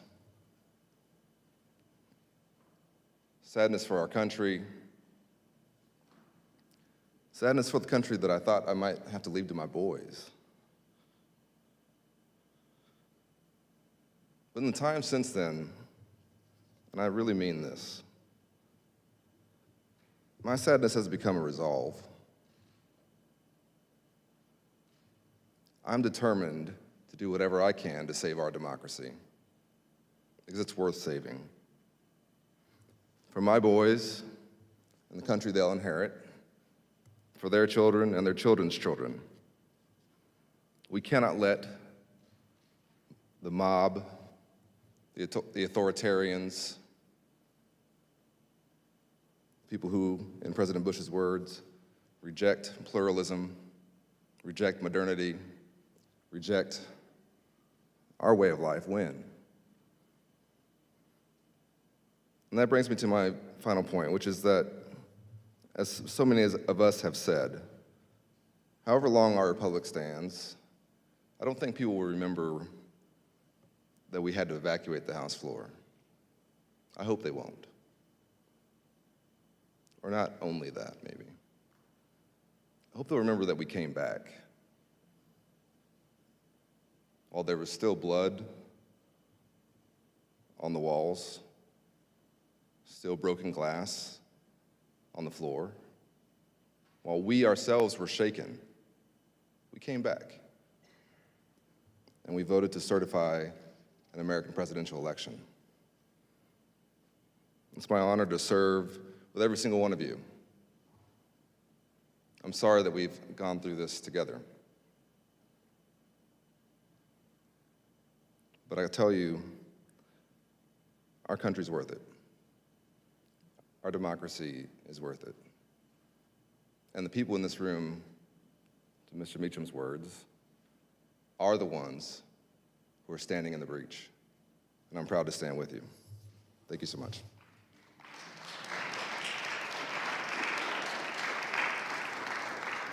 Thank you, Colin Allred. And now I'm proud to recognize Rosa DeLauro from Connecticut.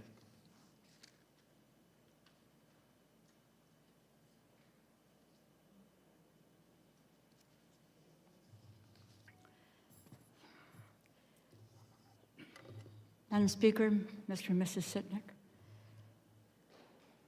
thank you. A thank you to Congressman Crow for presiding over this somber day of reflection and remembrance as we commemorate the one-year anniversary of the January 6th assault on this institution and the assault on our democracy.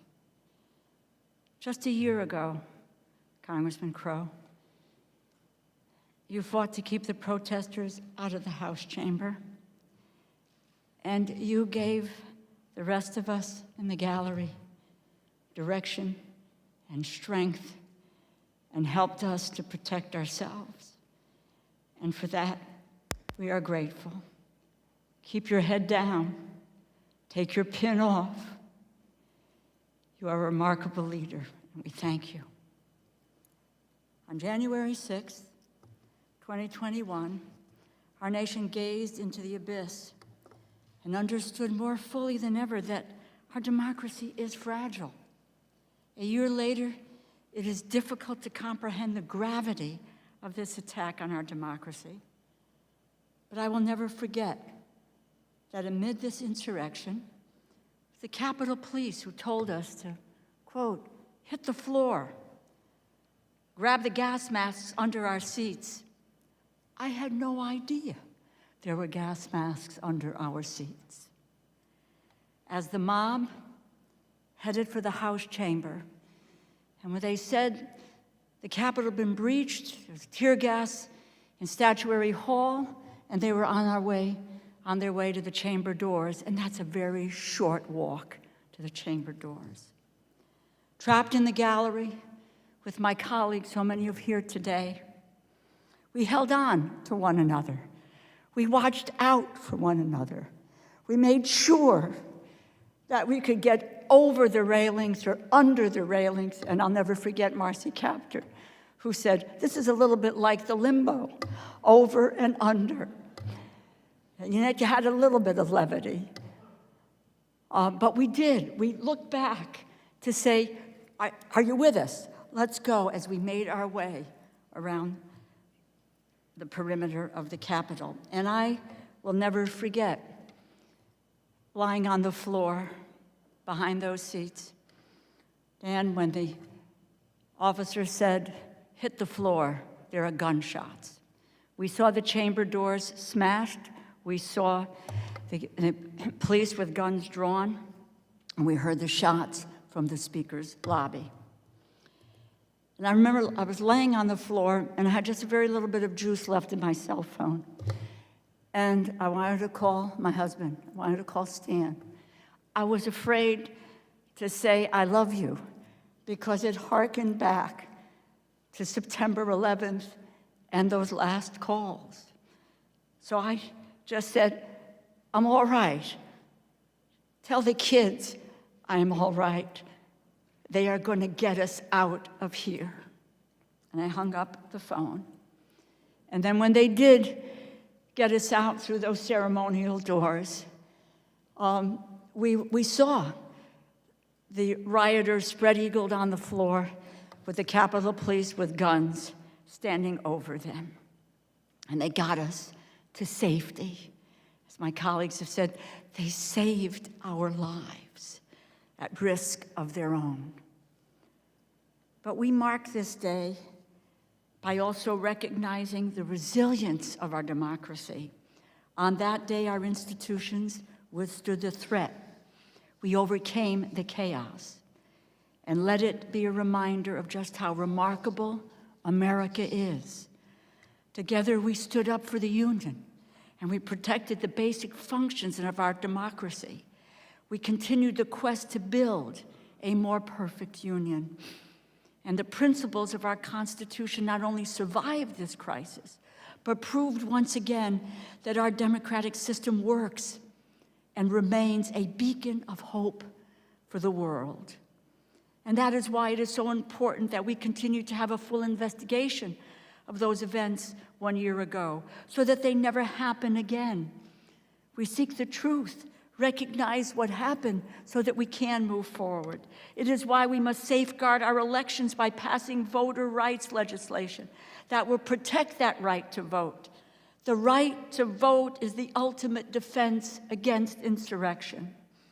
It is why we must continue the work of the January 6th committee, led by Congressman Benny Thompson and Congresswoman Liz Cheney. And that is why those of us who have the capacity, whatever committees we serve on, that where we passed into law almost $1 billion to fund the Capitol Police and to secure the U.S. Capitol, the citadel of democracy. 1 year ago, our democracy was tested, but we prevailed. Our institutions and the rule of law triumphed on January 6th. And despite rioters and protests, we performed our constitutional duty. Yes, we were delayed, but our efforts were undeterred. We pray for the officers and their families who made the ultimate sacrifice. We honor their sacrifices by taking a hard look at just what happened on that dark day and what we need to do to ensure such an alarming breach in our Capitol security never happens again. We must never forget January 6th. We must never lose sight of what happened, and we must never stop fighting for our democracy. In the immortal words of Alexis de Tocqueville, and I quote, "The greatness of America lies not in being more enlightened than any other nation, but rather in her ability to repair her faults." Let that be the enduring lesson of January 6th. Thank you, my colleagues, and God bless this institution and all of you.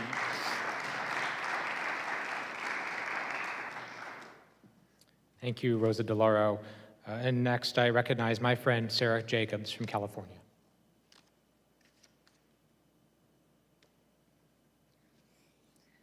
Well, thank you, Jason, for putting this on and for the glass of whiskey you poured me after we finally got back to our offices on January 6th. And Madam Speaker, thank you for your leadership during this time. January 6th was my 4th day in office. January 6th was my first time ever to the House Gallery. My team had to walk me there because I didn't know how to get through the Capitol yet. I'll never forget the buzzing of the escape hoods, the fear when I couldn't open the packaging, the sound of the doors closing and being locked, introducing myself to my colleagues as we were hiding under the chairs, Annie Custer grabbing my hand, fashioning weapons out of stanchions and pens and my high heels, ready to take on the rioters who were banging on the doors behind us, climbing over chairs and under rails, not sure where the rioters were and if we were going fast enough to escape them, wondering if the bruises I found later that night were from dropping to the floor so many times or from our rushed escape, waiting for the elevator door to open, sure we were going to see a machine gun and for it all to be over. The Capitol police officer who put his body in the way in case that happened. Looking to my right and seeing the mob as we rushed to get out, seconds away from getting us. I'll never forget just how close we came to losing our democracy that day. But I'll also never forget the feeling as I was sitting there under my chair that I knew what we needed to do, that I was here for a reason. Because I'd spent my career working on conflict and political violence at the UN and the State Department. I'd worked on post-coup transitions and responses to violent extremism and electoral violence in places around the world. I'd been in scary situations before, and I'd advised many other countries about what they should do. I just never thought I'd need to use that experience here. I never thought that the most dangerous place I could be was the United States Capitol. But on January 6th, the United States Capitol became a conflict setting. And although we eventually secured the building and returned to work that night, the conflict isn't over. January 6th was not the end, it was the beginning.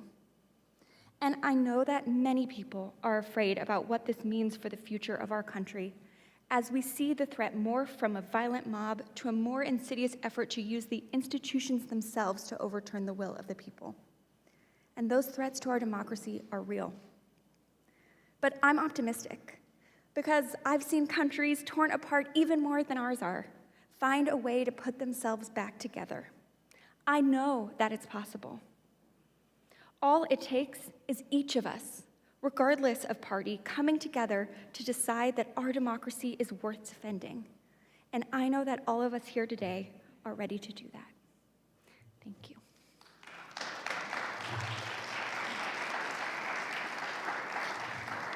Thank you, Sarah Jacobs. And next, I recognize my friend Tom Malinowski from New Jersey.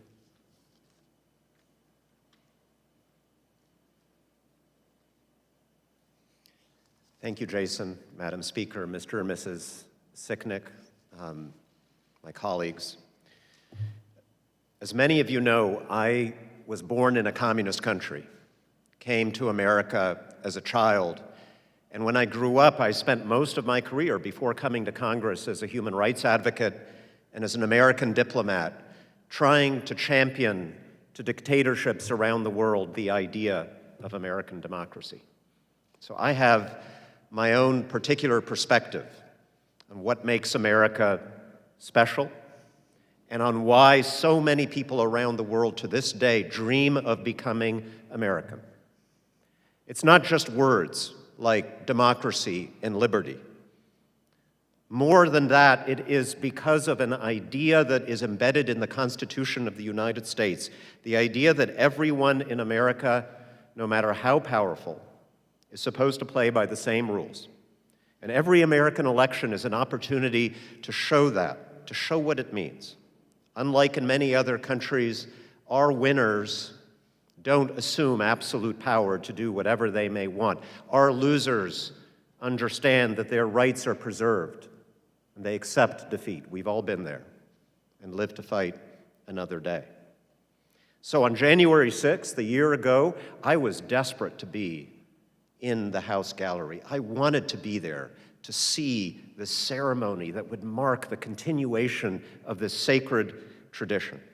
I was optimistic. At 11:21, I pulled out my little Twitter machine and I and I wrote, "Today is a celebration of democracy. The people have voted. The only power we have as representatives and senators under the Constitution we swore to defend is to count the ballots, and we will." 2 hours later, we all know what happened. We lived it together. We saw from the gallery the speaker being evacuated. We heard the hiss of the gas masks. We heard the voice of the chaplain praying. Some of us tried to lock those doors. We failed. We didn't see what we saw in the video. We didn't see the battle outside. So maybe I wasn't as afraid as I should have been. But here's what I was thinking. I was thinking about moments in my life where I had been in dangerous situations outside the United States. There was a time when I found myself being chased in the middle of the night by riot police in a Middle Eastern city. It's a long story. I thought about a time when I visited Syria and Libya during their civil wars, and I thought how absolutely absurd it was that here I was standing in the inner sanctum of American democracy in Washington, D.C., feeling the same rush of adrenaline, the same sense of danger as in those places. How could it be happening here? I was furious. And all I could say to everybody as we fled and as we came to that place of safety in the House office building was the moment we got the all clear, we had to go back in there and finish the job of certifying the election, and thank goodness we did. Ever since, those who want us to move on from January 6th have tried to get away with blaming the rioters alone for the attack. It's like saying that the hijackers alone were responsible for 9/11. The real question is what could have motivated those thousands of otherwise ordinary Americans to commit such a deviant act? Social media created the echo chamber in which the lie spread, but the root cause was the lie itself. Today, more Americans believe the election was stolen than a year ago. More Americans believe that violence against their government is justified than a year ago. On January 6, 2021, we thwarted the attack on the Capitol. On January 6, 2022, the attack on our democracy continues. And as we defend that democracy, let us remember there is no constitutional police in America. There is no constitutional jail in America. The rules underpinning our system of government and the peace it preserves have always been based only on our consent. We either agree voluntarily to abide by those rules, even when we lose an election or we lose our country. I do not want to lose the country that my family chose. I do not want to lose the glorious example that America sets, that our democracy sets for the rest of the world. Those are the stakes. We cannot, we will not fail. Thank you.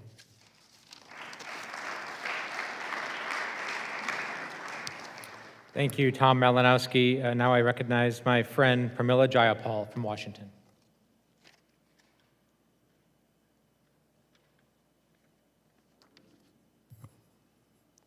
Thank you, Jason. Madam Speaker, thank you for your strength and for your leadership. My colleagues, this is a somber day for our democracy as we mark 1 year from the deadliest and most destructive attack on our Capitol since the War of 1812. Like many of you trapped in the House gallery, I remember every moment vividly. I viscerally feel the pounding on the gallery doors. I hear the shot ringing out. I replay how I made plans to use my gas mask and my cane, newly at my side from a 5-week-old knee replacement surgery, to fight back if attacked. And I remember not knowing if I would make it out of our seat of democracy alive or if our democracy itself would survive. But January 6th was also the day that we saved our democracy. And the we I am referring to is broad and deep.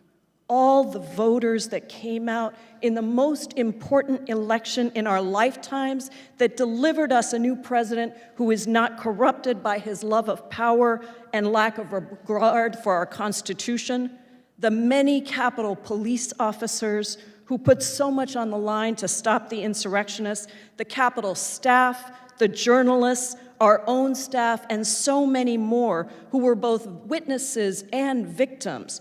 And yes, all of us as members of Congress who went back that night to certify that election because it was our job, the very thing we came to this place to do. The challenge with today for me is that we are not marking something that is over and done with. The danger is still clear and it is still present. Our democracy is very fragile, and the cult of the big lie is still very much in action with the help of the vast majority of our colleagues on the other side who continue to try to rewrite or ignore history, its own form of violence on all those who saw and experienced that day. And that is why the work of the Select Committee and the Department of Justice to bring accountability is so critically important, because there is no healing without truth and justice. So today is also about the work ahead. It is about the resolve that we must have to not stop until every single person who was involved in the insurrection is held fully accountable. It is about bringing to justice a president who was dead set on overturning an election. And it is about understanding that January 6th is not divorced from the 400+ pieces of voter suppression legislation introduced in the past 365 days. To take on this concerted effort to undermine democracy, our work ahead must include signing into law strong voting rights legislation. Let us not gloss over the fact that in the years since this deadly attack, we have all had to do our jobs and be human. We have done that in the face of denials of truth and rewriting of history from the very colleagues who were running for their own lives that day. So I am once again reminded that being human is a courageous act. It means you are willing to fight for the things that are the hardest, to even be disappointed or hurt or angered, but to still do what is right and what is just, because that is the only way that change happens. Our courage and our resolve only grow from this crisis, and the responsibility that is upon us to protect our democracy for years to come.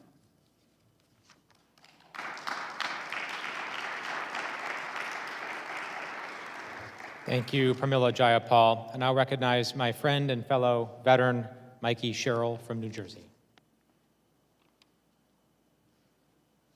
Well, thank you, Jason. It's truly an honor to be here with everyone today, my gallery group friends, the Sicknick family. There were so many acts of courage that day, and I'm standing here and I want to share with you that I have a deep and abiding faith in the people of this country. I have so much hope for our children and so much love and faith in our country, and I want to share a couple stories from that day so you know why. I'll tell you 2 stories of people I was with that day and 1 story of someone I wasn't with. First of all, Dan Kildee. I heard you make that call to your family. I don't think you thought you were going to leave the floor safely that day. And yet you used that trauma, and you had the courage to share it with people across this country, as so many people have been suffering their own mental health problems. And I think because of your courage in doing that, people across this country have sought out the mental health treatment they need.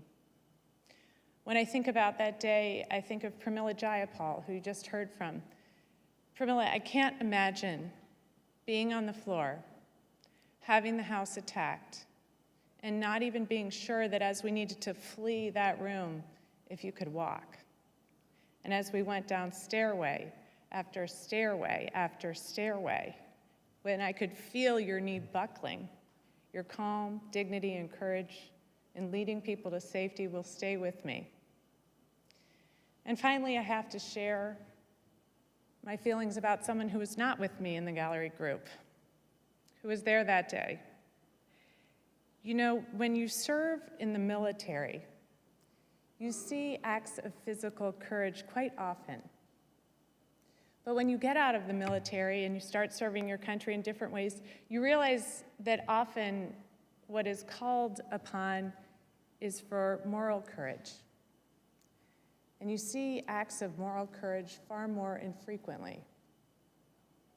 And so I think it's appropriate to point out one person who I think has shown a great deal of moral courage, someone who stood up for her country at great personal cost, and that's Liz Cheney, a person who truly has done her duty to her country.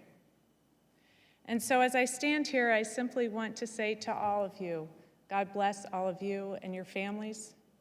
God bless the Capitol Police officers like Officer Sicknick, who enabled us all to go home to our families. God bless the Congress of the United States of America, and God bless the United States of America.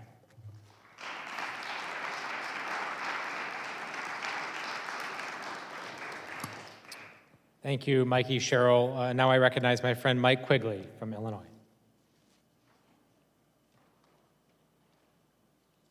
Thank you, Jason. Madam Speaker, my friends, the Sicknick family, we all remember the images. There's a photo I saw the other day I had completely forgot about. We've seen the images, we know what to expect: the broken glass, the guns drawn, the makeshift barricades, members sheltering in place, but I saw something I had forgotten. It was a reporter in the midst of all this, bent over her keyboard, still working, right? John, you're right, we're in the breach. We were in the breach that day, but there were others there. Jefferson said, if he had to choose between a country that had a government with no newspapers and a country that had newspapers with no government, he would choose the latter.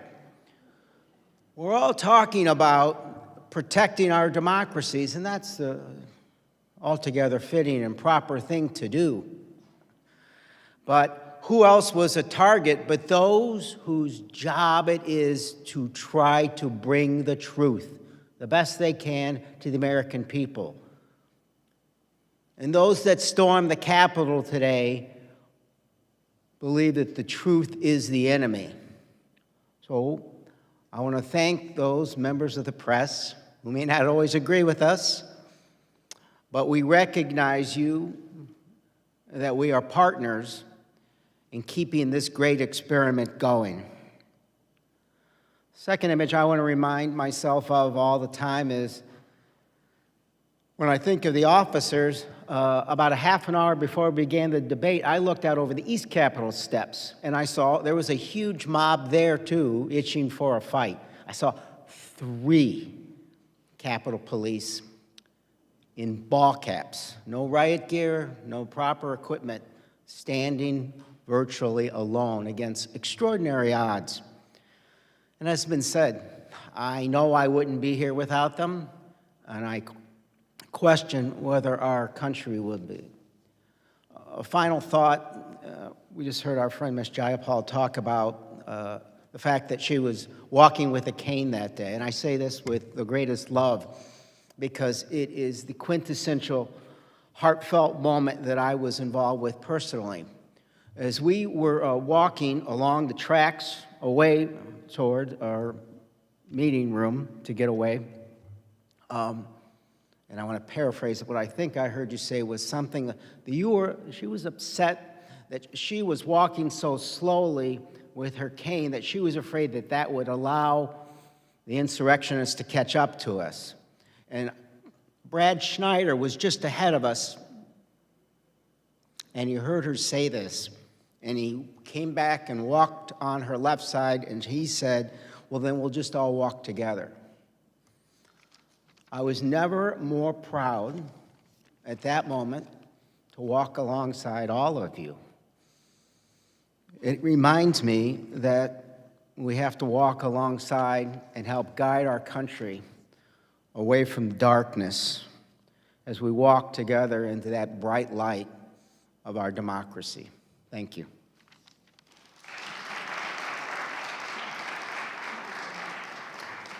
Thank you, Mike Quigley. And next, I recognize my friend Sheila Jackson Lee from Texas.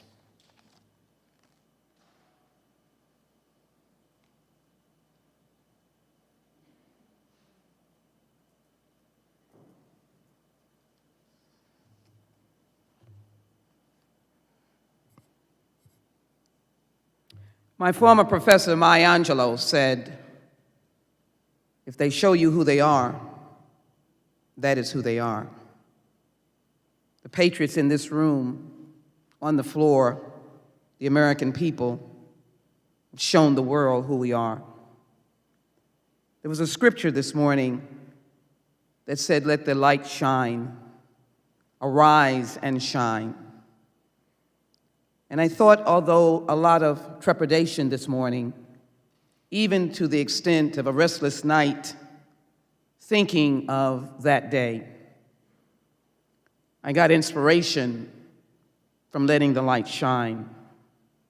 To Mr. and Mrs. Sicknick, I thought very extensively about coming back to Washington simply to honor your son and those who lost their lives.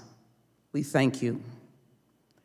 We say thank you to our law enforcement officers, frontliners of all kinds, our essential workers.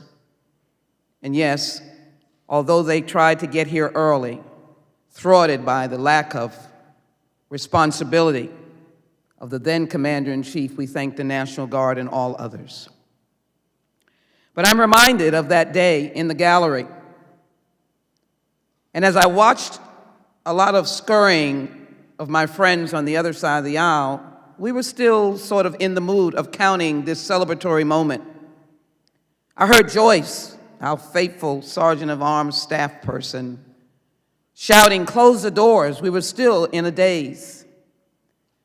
And then I saw the Capitol Police rushing to close doors and then explaining to us, get out, get down.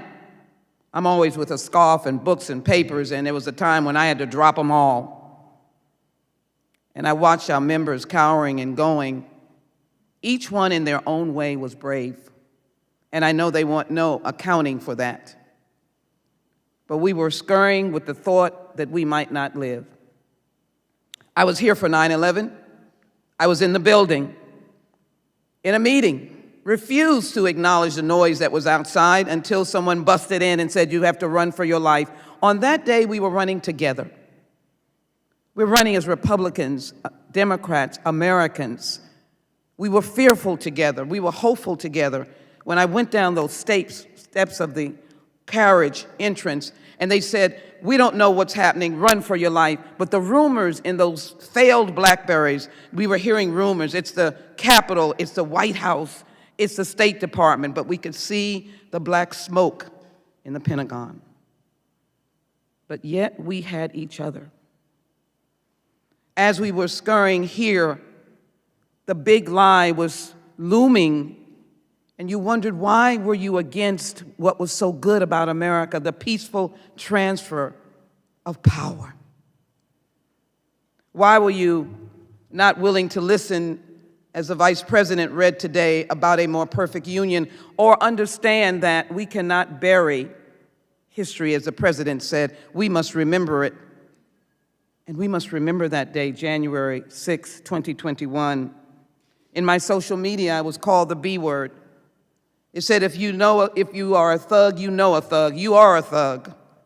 So many people had those kinds of attacks because we were calling for healing.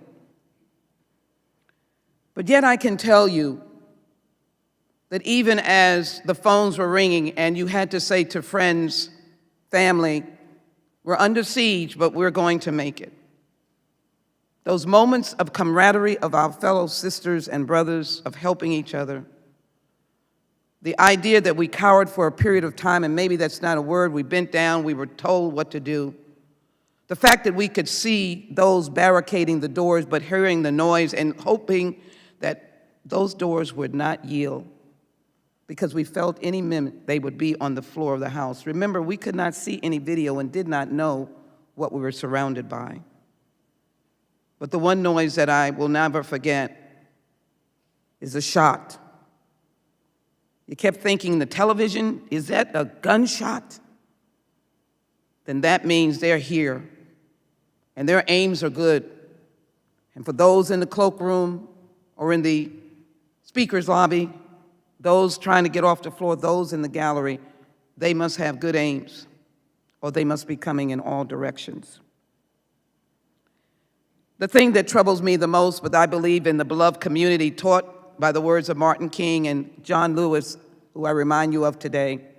He kept telling us about the beloved community and all of his fights, his marches against gun violence. He was always saying the beloved community. But it's shameful when we have members of Congress in May of 2021 saying, without the video, they just thought it was a group of tourists denying truth. But I am here today to be able to, again, simply place honor where honor is due. Thank you, Jason, for your service in this nation's military, and all of our colleagues and all others. But you put on the uniform unselfishly because you believed in democracy. So I'm here now to ensure that this little book that Barbara Jordan told me to call as an important document to carry around, to be able to say that that day was a frightening day and I didn't know, as on 9/11, whether I would live or die. But I was certainly in the breach with patriots who will continue to do that. And so all that members who are still accepting the big lie, the tourist day, attacking presidents and other members of Congress, I can still feel that we as patriots are part of this beloved community. And then when I was privileged to gavel that last moment at 3:49 a.m., that we had overcome. We had overcome. And that we'd never look back to say that we could not stand together united. We would not fail. We would be those who stood in the gap. We'd be the ones who'd be the holders of the breach and stand against evilness. And yes, we would say that we have worked and will work to create a more perfect union. And as well, we'll coddle democracy, hold it, nurture it, view it as a baby, needing our arms and never letting it go.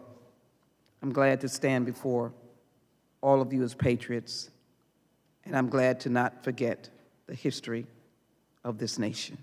May God bless you, and God bless the United States of America.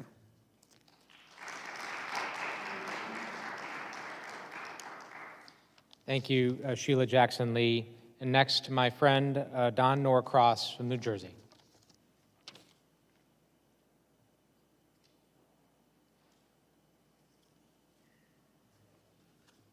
Good afternoon. Speaker, thank you for your constant reminder of us, what we're doing here, and what this is about. And to those who kept us safe on that day. I came to these great halls from a slightly different angle, but we all represent our districts around this great country. I served with some of the smartest people I've ever met in my life, but I went to a different school. I went to an apprenticeship. I was an electrician. So when we talk about what happens that day, I like to think about the people I represent back in New Jersey. I was really excited. We're going to certify an election. I'm going to have the opportunity to be there. Wow. The peaceful transfer of power, stuff what you learned about back in civics class. Really excited there.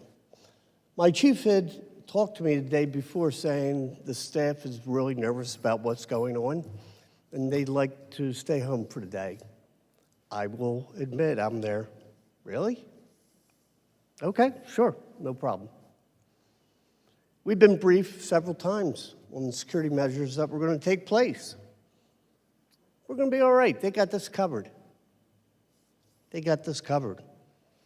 Well, looking back on the 6th, for many of us, that faith in democracy was challenged. Certainly was shaken. I started reading the text messages from my chief that the mob was coming. Okay, they're moving up the mall. Police will handle this. They got this covered. I'm a labor guy from Jersey. I participated in a few picket lines in my life. But I will tell you, they're loud, they're rambunctious, they get moving.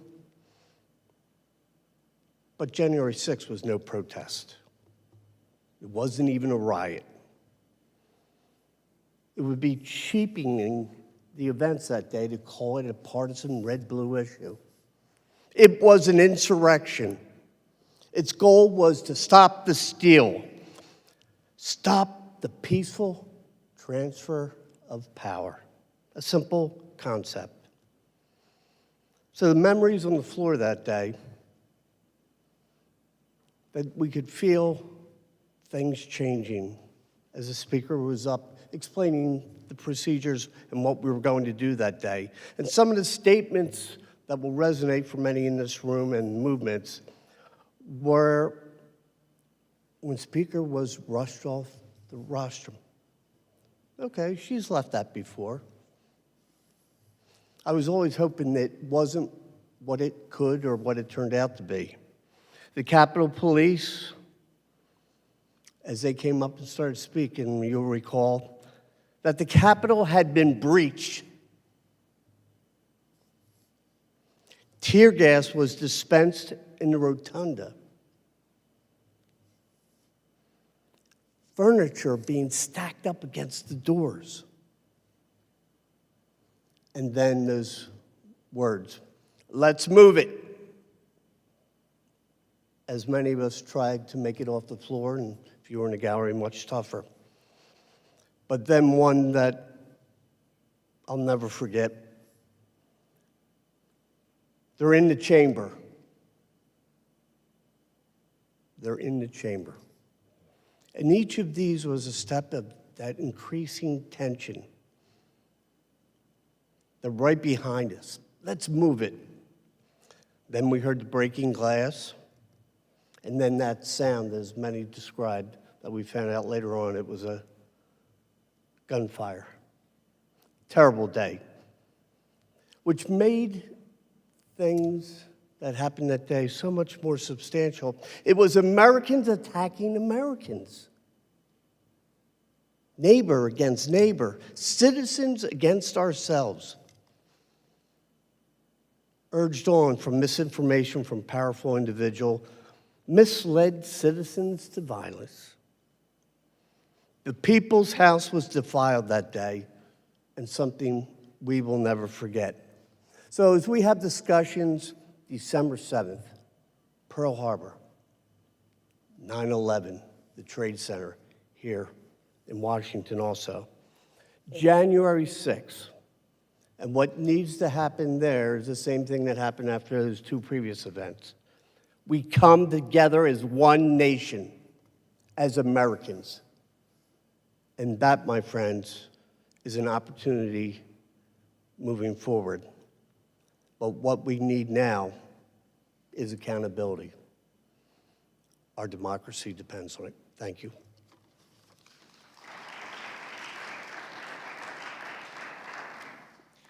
Thank you, Don Norcross. And now I recognize my friend Madeline Dean from Pennsylvania.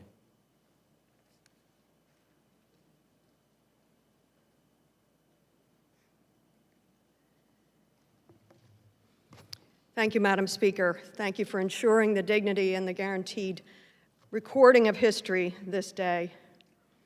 Thank you to my colleagues, to the staff, to the custodians, to the police. Thank you, Madam Librarian.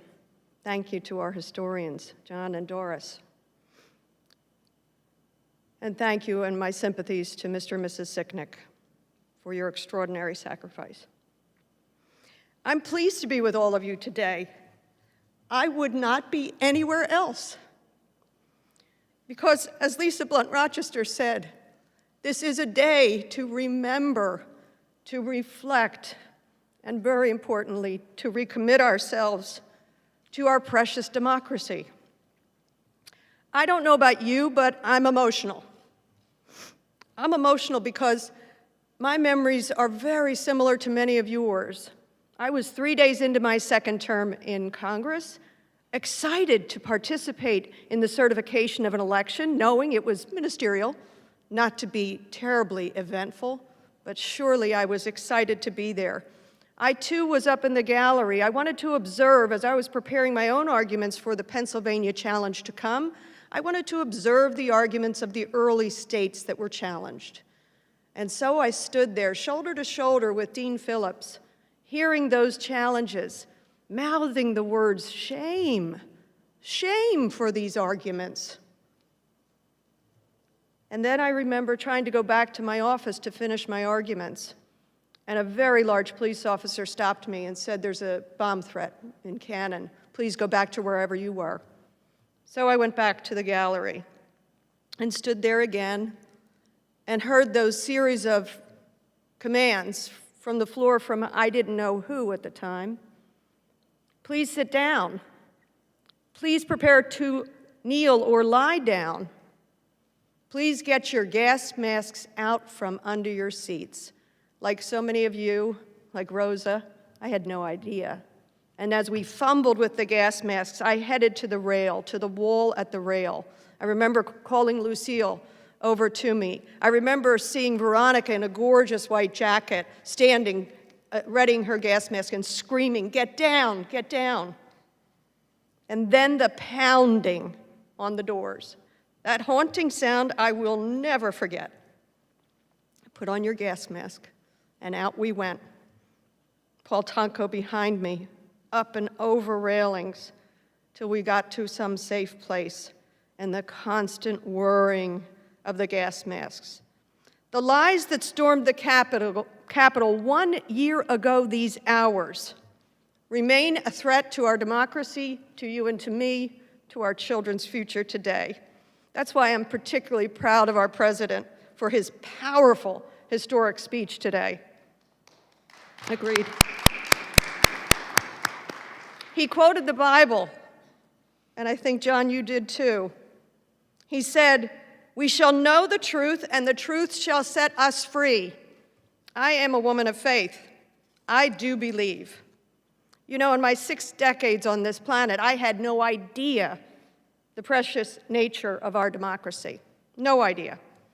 Justice William Brennan once said, the Constitution will endure if we have the courage to defend it, the vision to interpret it, and the fidelity to live by it. You know, in the end, with apologies to our librarian and to Doris and John, the words that keep coming to me are from a president in a movie. Michael Douglas. Forgive me, please, John. Doris, you going to be all right? When in that beautiful speech, he said, America isn't easy. America is advanced citizenship. You gotta want it badly.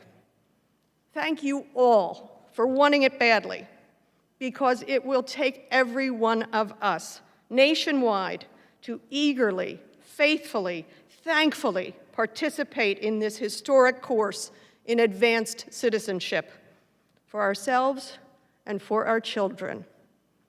Lucky me to pass this way with you. God bless you. Thank you. Thank you, Madeline Dean. Next is my friend Robin Kelly from Illinois.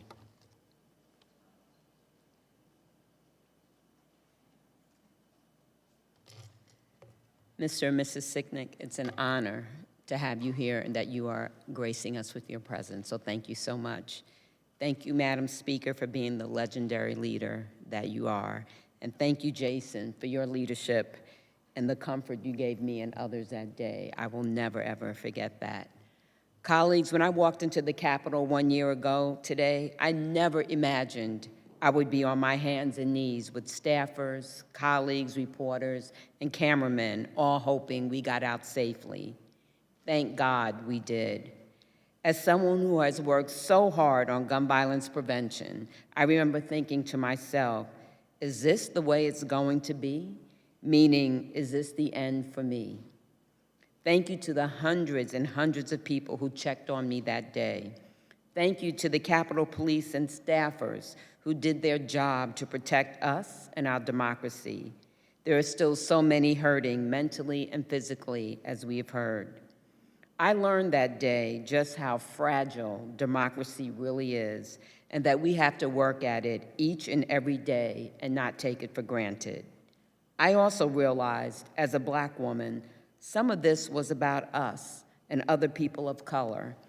It was about loss of power, fear of not being in control, and the browning of America. Our beloved colleague John Lewis said that the vote is the most powerful nonviolent agent of change you have in a democratic society. You must use it because it is not guaranteed. You can lose it.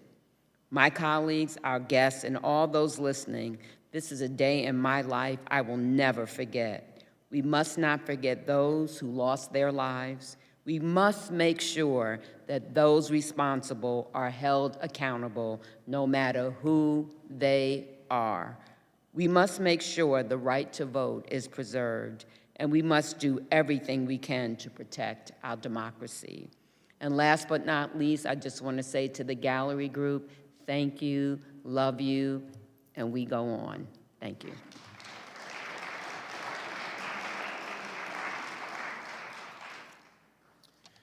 Thank you, Robin Kelly. Next is my friend Stacy Plaskett from the U.S. Virgin Islands.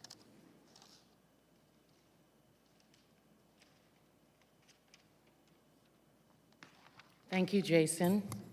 Madam Speaker, colleagues, and members of the Capitol Hill family, including Mr. and Mrs. Sicknick. You are members of our family now as well.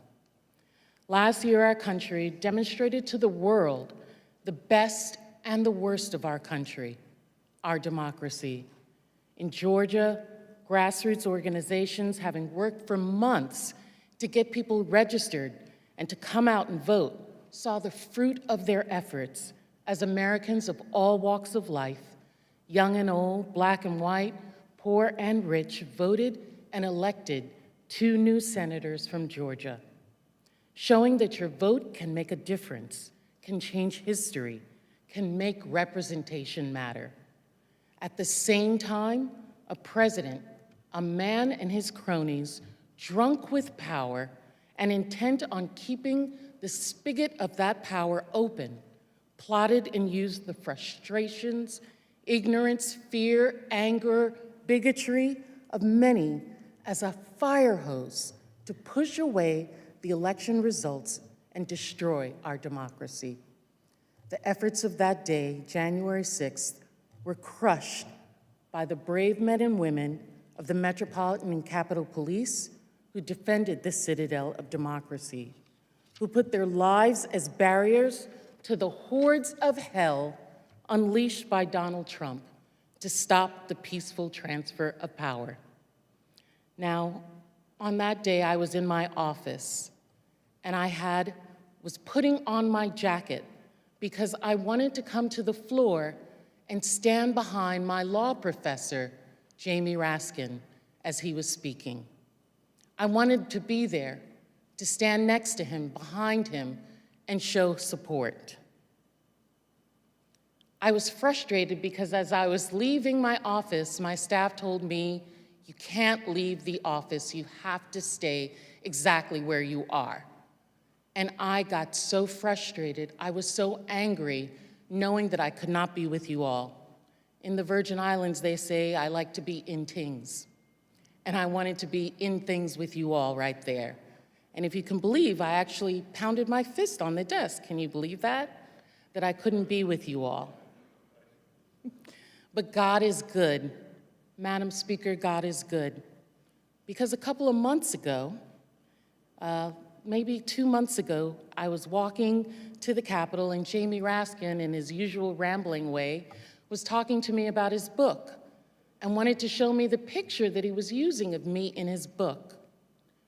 And Because, Madam Speaker, you had allowed me to stand next to him in the impeachment, the picture that he had of me was me standing behind him with my hands crossed, being there with him by his side. I got my ability to be in things with you all.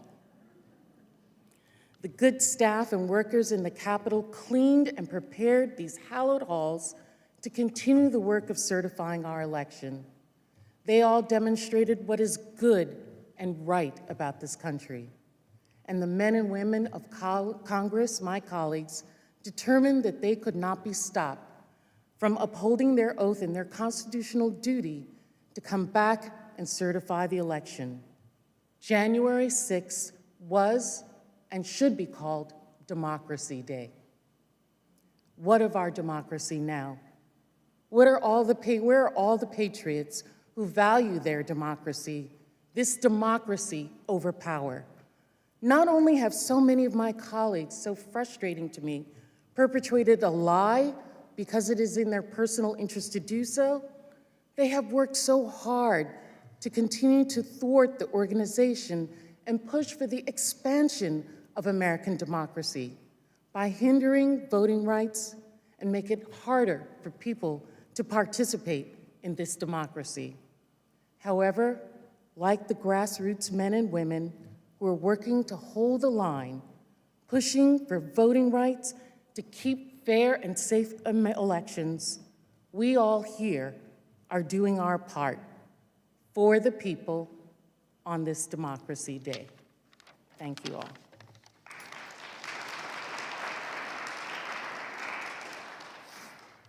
Thank you, Stacey Plaskett. Now I recognize my friend Lizzie Fletcher from Texas.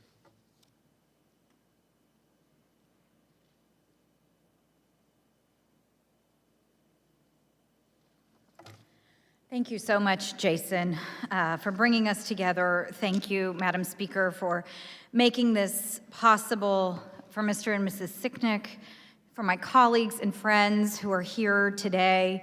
I'm so glad to be with you on this day to add to this collective remembrance of the events 1 year ago today. So many of the stories we've already heard are my own stories too, because this is an experience that we shared together, and your memories are my memories. I've gotten used to going last because of my wonderful committee assignments, so anticipating that some of my stories may already have been heard, I thought I would share with you all of the many memories of the many, many acts of bravery and heroism and compassion during this unprecedented and really unimaginable before that time attack on our democracy 1 year ago today. I thought about a moment that for me was perhaps the most terrifying of that day. It was the moments just before those of us who were trapped in the gallery were able to get out. It was when we were waiting for someone to open the door. We had heard the mobs outside. We'd heard the banging on the doors that we've heard about. We heard the rattling. We heard the gunshot. We didn't know all that was happening around us then, but we watched and waited as the brave Capitol Police officers who were with us in the House gallery were trying to determine who was on the other side of the door and whether it was safe for us to get out. And at that moment, we couldn't know. But when they opened the doors, I was so relieved to see Capitol Police officers there. They had secured a path for us out of the gallery to get us to safety, to get us out of the chamber.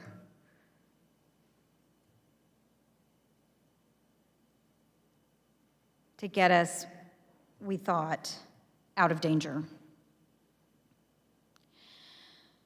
I felt a wave of relief as I walked out of the gallery. I saw immediately to my right what others have described, just beyond the stair, part of our escape route, men lying spread eagle on the floor with the Capitol Police officers' guns trained on them so that we could pass, so that we could escape.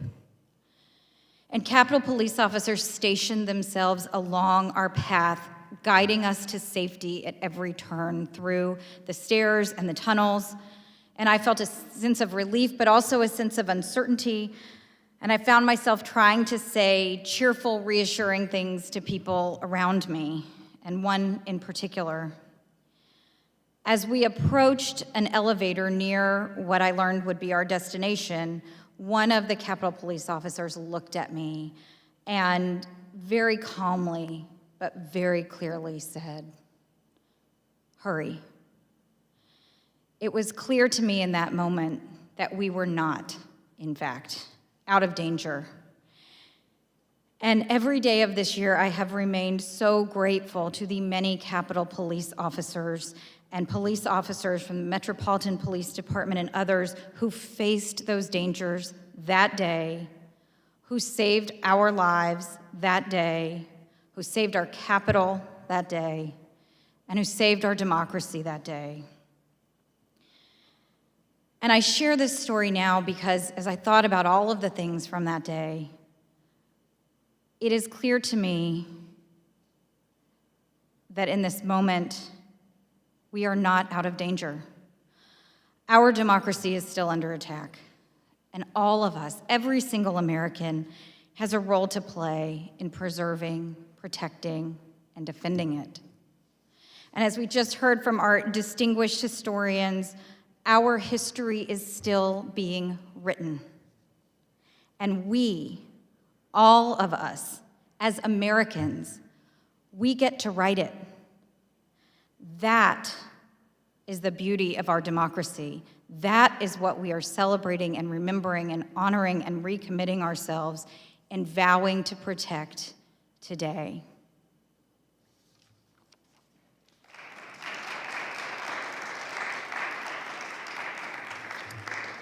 Thank you, Lizzie Fletcher. And now I recognize my friend Stephanie Murphy from Florida.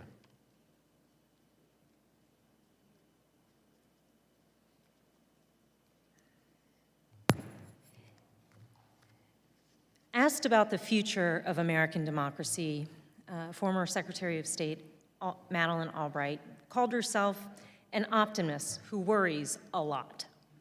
I can relate. I was born in Vietnam after the Vietnam War, and my family fled communism and was given sanctuary here in America. I became the first Vietnamese American woman ever elected to Congress, and I love America, and I deplore those who threaten her security or who violate her values. And it doesn't matter if that threat is external or internal or comes from the extreme right or the extreme left.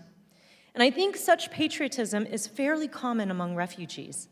Having received America's grace and generosity, we feel duty-bound to defend the nation that came to our rescue.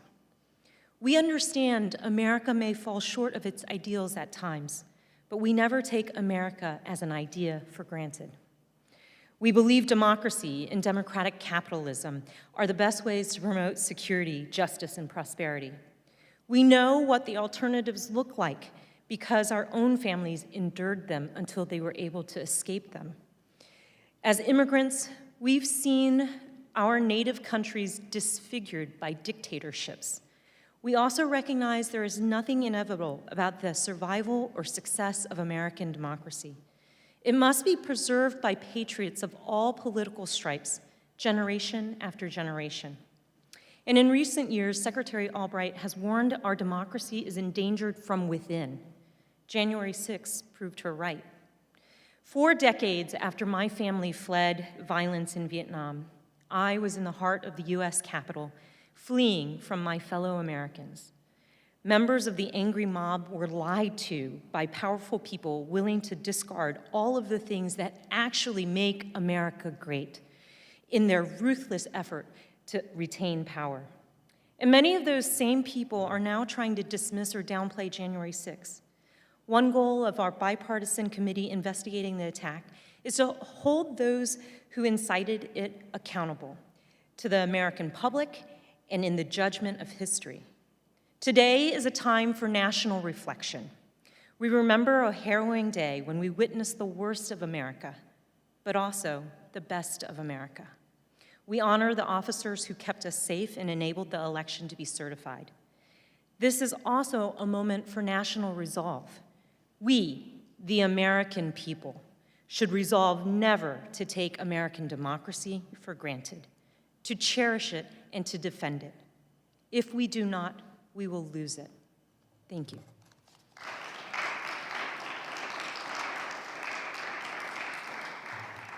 Thank you, Stephanie Murphy. And now I recognize my friend and fellow combat veteran, Ruben Gallego from Arizona.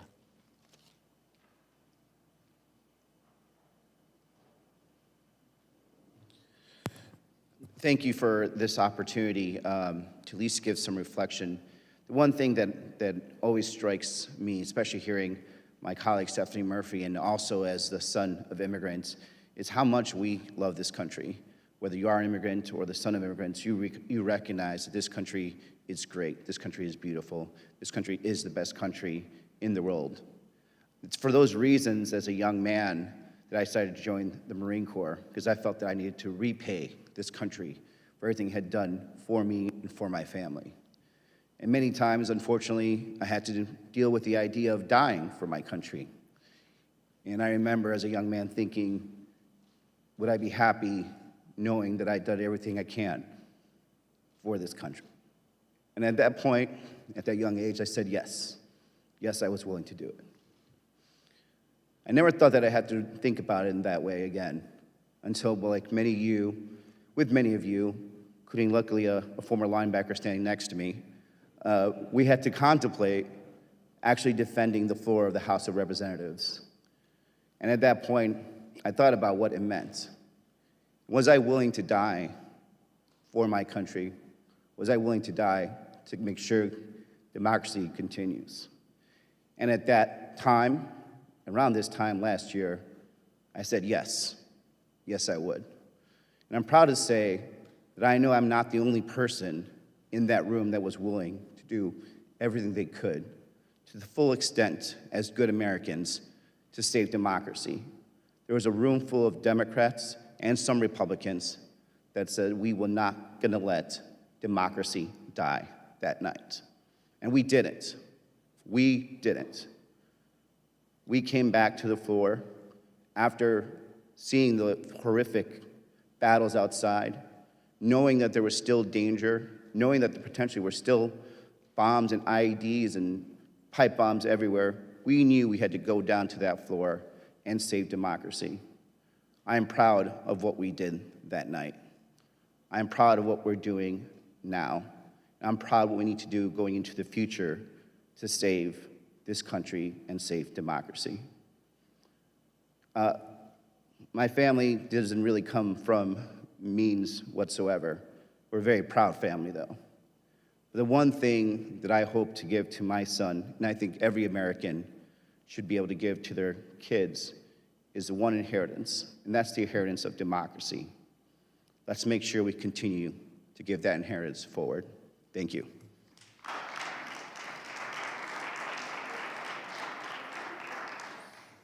Thank you, Ruben Gallego. And now I recognize my friend Mary Gay Scanlon from Pennsylvania.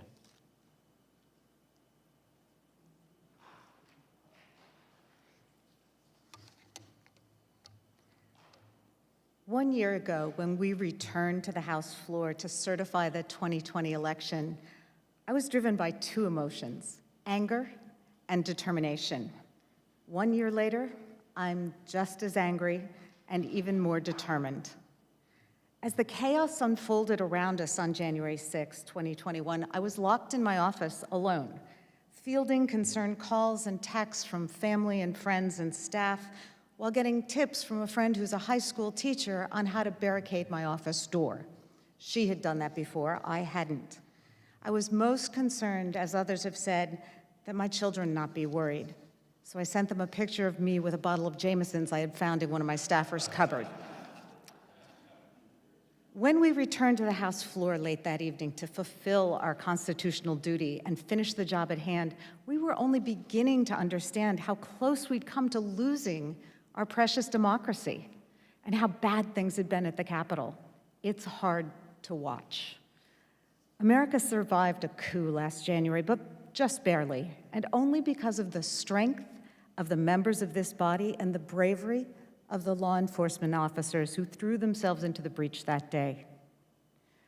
For a moment when we returned, there was an all too rare sense of unity and camaraderie because we'd all just been through something, but it was a very brief moment. While nearly every member of the House and Senate condemned the attack on the Capitol, 147 of our colleagues returned to give credence to the rioters in their vile mission by voting to overturn the election results. And as a member from Pennsylvania, most disturbing to me were the members of the Pennsylvania delegation who voted to reject the self-same ballots that had led to their own induction just 3 days earlier. There can be no unity without a shared truth. The former president, members of this chamber, right-wing media personalities, and social media accounts have spent the past year doubling down on the big lie. They still insist, without evidence, that the 2020 election was rigged. Worse now, they want us to believe that the attack they once condemned never happened and that it was not a violent, anti-democratic attempt to overturn an election. The people who came and attacked the Capitol and our Constitution on January 6th last year came at the invitation of the former president and were motivated by the lies he told and the failure of others who knew better to contradict those lies. It is my honor to serve in this Congress with the brave and principled and patriotic men and women who bravely serve this country here every day. And I don't just mean the members, but I also mean the staff and the law enforcement officers who protect us here. I pray that in the coming year, we will see the heroic fruits of the labors of the January 6th Committee lay the groundwork for truth and reconciliation for our entire country. And in closing, just God bless this House. God bless all who serve here, and God bless America. Thank you.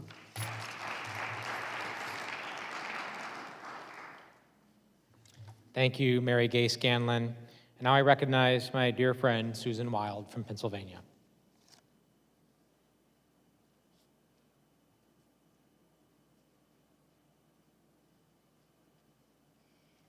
Thank you, Jason.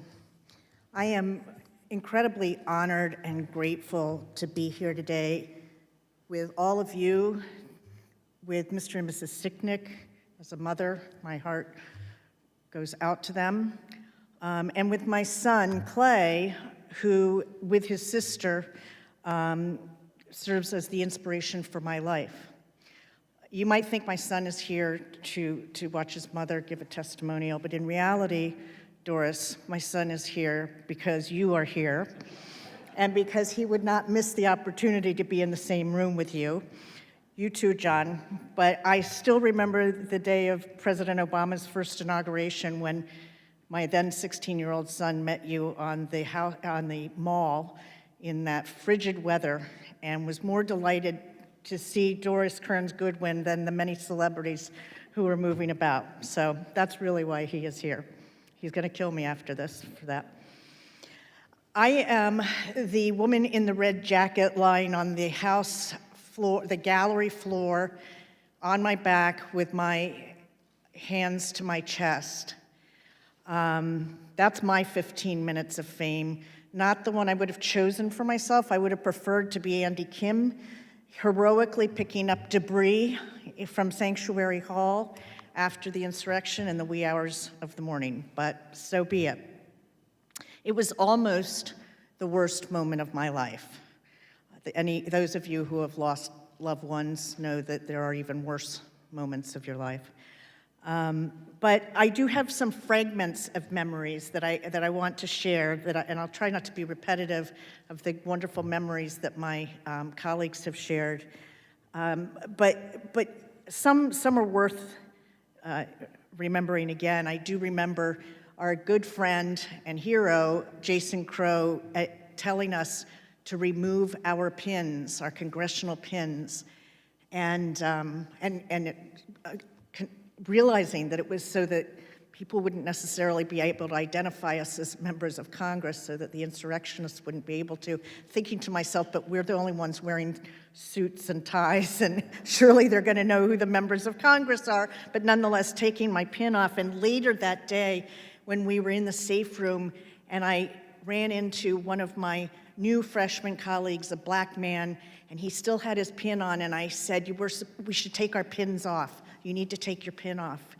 And he looked right at me and he said, I want them to know I'm a member of Congress. And he declined to remove his. I remember being up in that House gallery and, like everybody else, being amazed to find out that we had gas masks under our seats.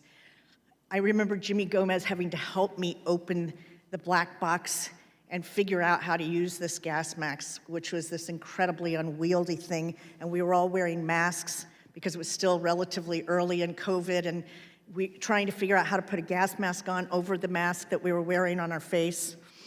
I remember being incredibly concerned for Pramila, who had just had this knee surgery and was on a brace. I remember as we crawled around to the other side of the gallery, losing my shoe and being torn between trying to find it and just getting out of there. And then at some point I remember dumping my backpack because it was getting in the way. It was just too much. And don't you know, later in the day, both my backpack and my shoe were returned to me by none other than Jason Crow. And I remember as we crawled around and got close to the end, and realized that we were still going to be locked in there because of a new disturbance out in the hallway. I remember hearing people around me starting to call their loved ones.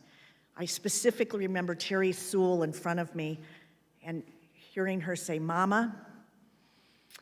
And I actually remember struggling with whether to call my adult children or not, because I didn't want to alarm them, and because I didn't realize at that moment in time that they were watching it all in real time on cable TV. And then calling them, FaceTiming them, and seeing their faces and the worry on their faces, and feeling this concern about whether I was causing them more harm than good by calling them.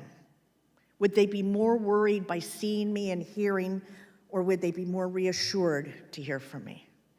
And I tried, as a mother does, to reassure them and tell them that I was okay, to which my son said, Mom, we know what's going on. We can hear breaking glass. How can you say you're okay? And that was just like a dagger through my heart, because we all know as parents that the last thing in the world we want to do is cause our children any kind of worry or concern. But I then remember getting off the phone with them and just feeling this sense. I thought I was having a heart attack. I felt my heart pounding through my chest. I was certain I was having a heart attack. I think it was in that moment that picture, which was taken, although I don't remember ever being in that position. So yes, it was just about the worst moment of my life, but from that moment has come so much good. We've all thanked the U.S. Capitol Police, and I have to tell you that I haven't watched much footage from that day deliberately, but when the Capitol Police chose to testify before the January 6th committee, I watched every minute of it. And that day, it dawned on me for the first time how close we had been to real, genuine threats, danger, and that those men and women of the U.S. Capitol Police stood between us and the insurrectionists. That was the day that it really, really struck me. And getting back to that photograph, the memory that I have that is the strongest, as I lay there feeling like I might be having a heart attack, feeling Jason Crow take my hand and say in this very calm and soothing voice, "You're going to be okay. You're going to be okay." And it was about the best thing that anybody could have possibly said to me at that moment. He was so calming and so soothing. And from that day, I have developed this amazing friendship and bond with my colleagues throughout the caucus, but especially my gallery group colleagues who were there with me in those final moments when we thought we were trapped.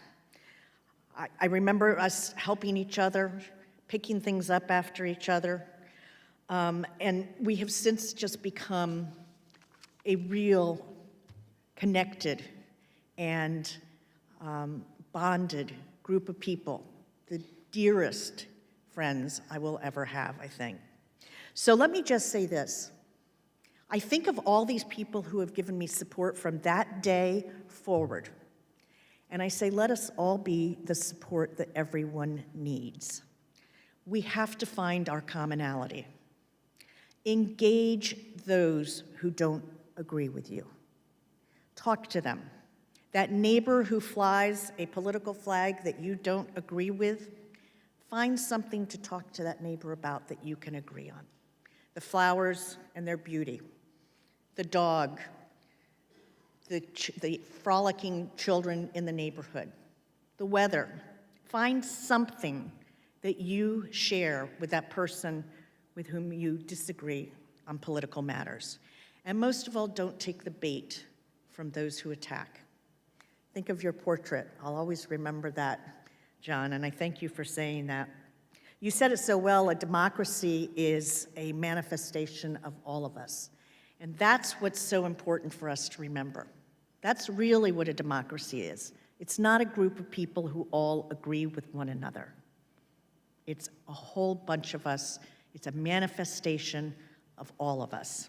So, as was said in a piece that Jason and I published this morning in the Washington Post, our democracy is not inevitable, but it is a true gift that we must always honor by putting democratic principles over our differences. It doesn't necessarily come easily, but it's essential. Thank you.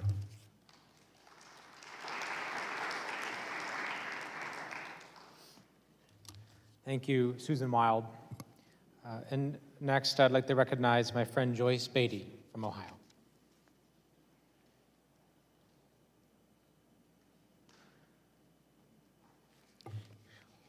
Thank you, Madam Speaker, members, Capitol Police staff, and thank you, Congressman Crow, for presiding and your courageous leadership. Just a year ago, we watched in horror as armed insurrectionists laid siege to the seat of our democracy. We feared for our lives and the lives of our staff. We bunkered down and sent prayers up while we watched domestic terrorists hoping to dismantle our democracy. January 6th was the first meeting of the Congressional Black Caucus in our 50th anniversary year, and my first as chairwoman. As I reflect on that day, I remember our U.S. Capitol came dangerously close to being destroyed. Although that infamous day is a painful stain on our democracy that will resonate for years to come, I am reminded that the week of January the 6th also marked the swearing in of the largest number of Black Congress members in our nation's history. Yet I listened as my young staffers called their parents in a state of terror, asking me, are we going to die? Will we make it out of this alive? And why is there only one survival kit for a member? I remembered the banging on the door as Congressman Stephen Horsford, almost carrying a staffer, banged on the door for a place of refuge. Despite the Capitol Police ushering me to shelter with many of my colleagues, where I watched the courageous Lisa Blunt Rochester fight for our health safety, I knew I had to be with my young staff, despite being told no.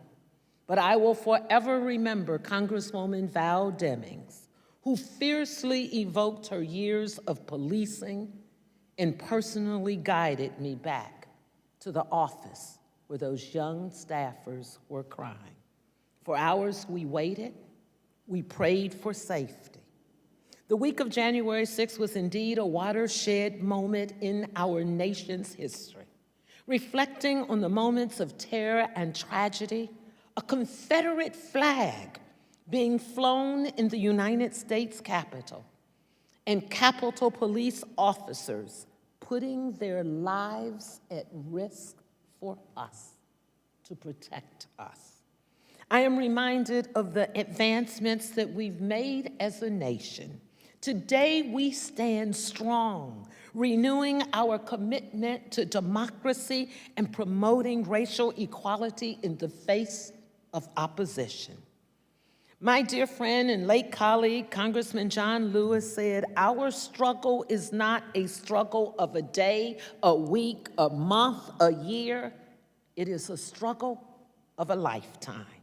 So January 6th reminds us that even in the face of a struggle and insurmountable barriers, our democracy will stand. Our democracy will stand. God bless us. God bless America.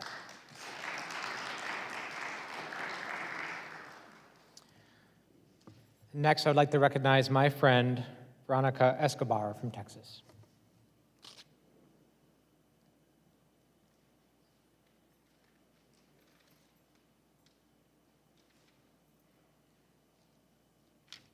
Thank you, my friend. Thank you for bringing us together, Jason. I'm so grateful. Madam Speaker, I'm so grateful for this opportunity, the opportunity you've given us to be able to address one another and our country. I'm so honored to be in the presence of the Sicknick family as well. Thank you, my colleagues, but thank you especially my beloved gallery group. 1 year ago today, I was trapped in the gallery with about 24 of my Democratic colleagues and members of the press. In fact, I was in the final group of members and journalists who made it out of the House chamber that day. The Capitol had long been breached, and we had already been surrounded for some time by insurrectionists intent on overturning our election and trampling over our democracy. I'm standing here before you today because Capitol Police saved my life. They saved our lives. They saved our democracy. I want to say thank you to each and every one of them, each member of the DC Metro Police, each member of the Guard, for their courage, their selflessness, and their bravery. I know many of them are still hurting, especially today, and we hurt with you. I want them to know, and I'm going to speak directly to them, I want you to know how grateful many of us are. My children still have their mother because of you. My husband still has his wife because of you. My mother still has her daughter because of you. Thank you. As terrifying as the attack on our Capitol was 1 year ago today, what should be even more terrifying to each of us is just how fragile our democracy is. While media executives and social media CEOs drown in profits, their platforms continue to spread the wild and toxic misinformation that has seduced and radicalized millions of our fellow Americans. A former president continues his dangerous efforts to take our country down a road that leads to authoritarianism. And too many people in power either look the other way or are only too happy to fan these deadly flames. The country that I grew up in is one where we came together during times of strife and great challenge, where we looked out for each other and we rooted each other on. I grew up in an America where we worked together to strengthen our democracy here and abroad. That is the country I am determined to give to my children and to their children and to their children's children. It's the country I remain committed to. And I plead with my fellow Americans to join us in our effort to preserve our democracy for future generations to enjoy. Let January 6th be a reminder that we still have something precious within our grasp. Let us commit today to keeping, guarding, and revering it every single day of our lives, or we lose it forever. May God bless all of us, and may God bless the United States of America.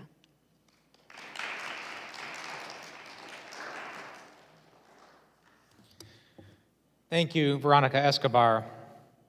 I am truly inspired by the leadership and the courage of the colleagues and the friends that we heard from today, and of course, most notably, the men and women of the U.S. Capitol Police and the Metropolitan Police who stood in the breach, literally, to save so many of us and to save the election process.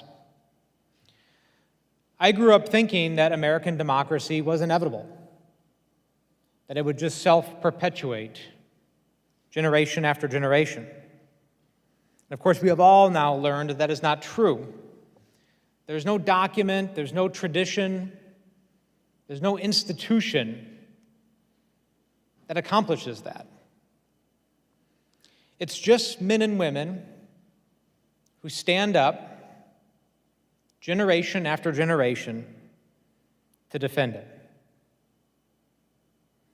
We now face unprecedented challenges: disinformation, the spread of lies, the growth of conspiracy theories, the rise of domestic extremism and hate groups, attacks on our voting system, attempts to rig the election system so that only politicians can decide who wins and who loses. In the face of all of that, it's easy to get hopeless, to feel paralyzed by the sheer volume and unrelenting nature of those challenges. But that's not what we do. We don't get paralyzed. We don't stop. I believe this is an opportunity for us. This is an opportunity for a new type of American patriotism, and it will look different. It's a type of American patriotism that's rooted in humility and understanding that, yes, we've had problems and we still do, that there is strength in recognizing our challenges, and understanding that we can only move forward and achieve that promise of perfection if we come to grasp with the realities that we face. A patriotism rooted in an unrelenting defense of the truth.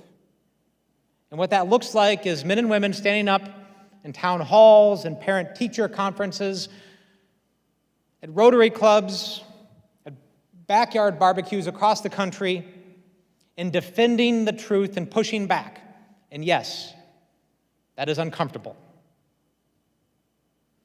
A patriotism based in courageous, selfless service.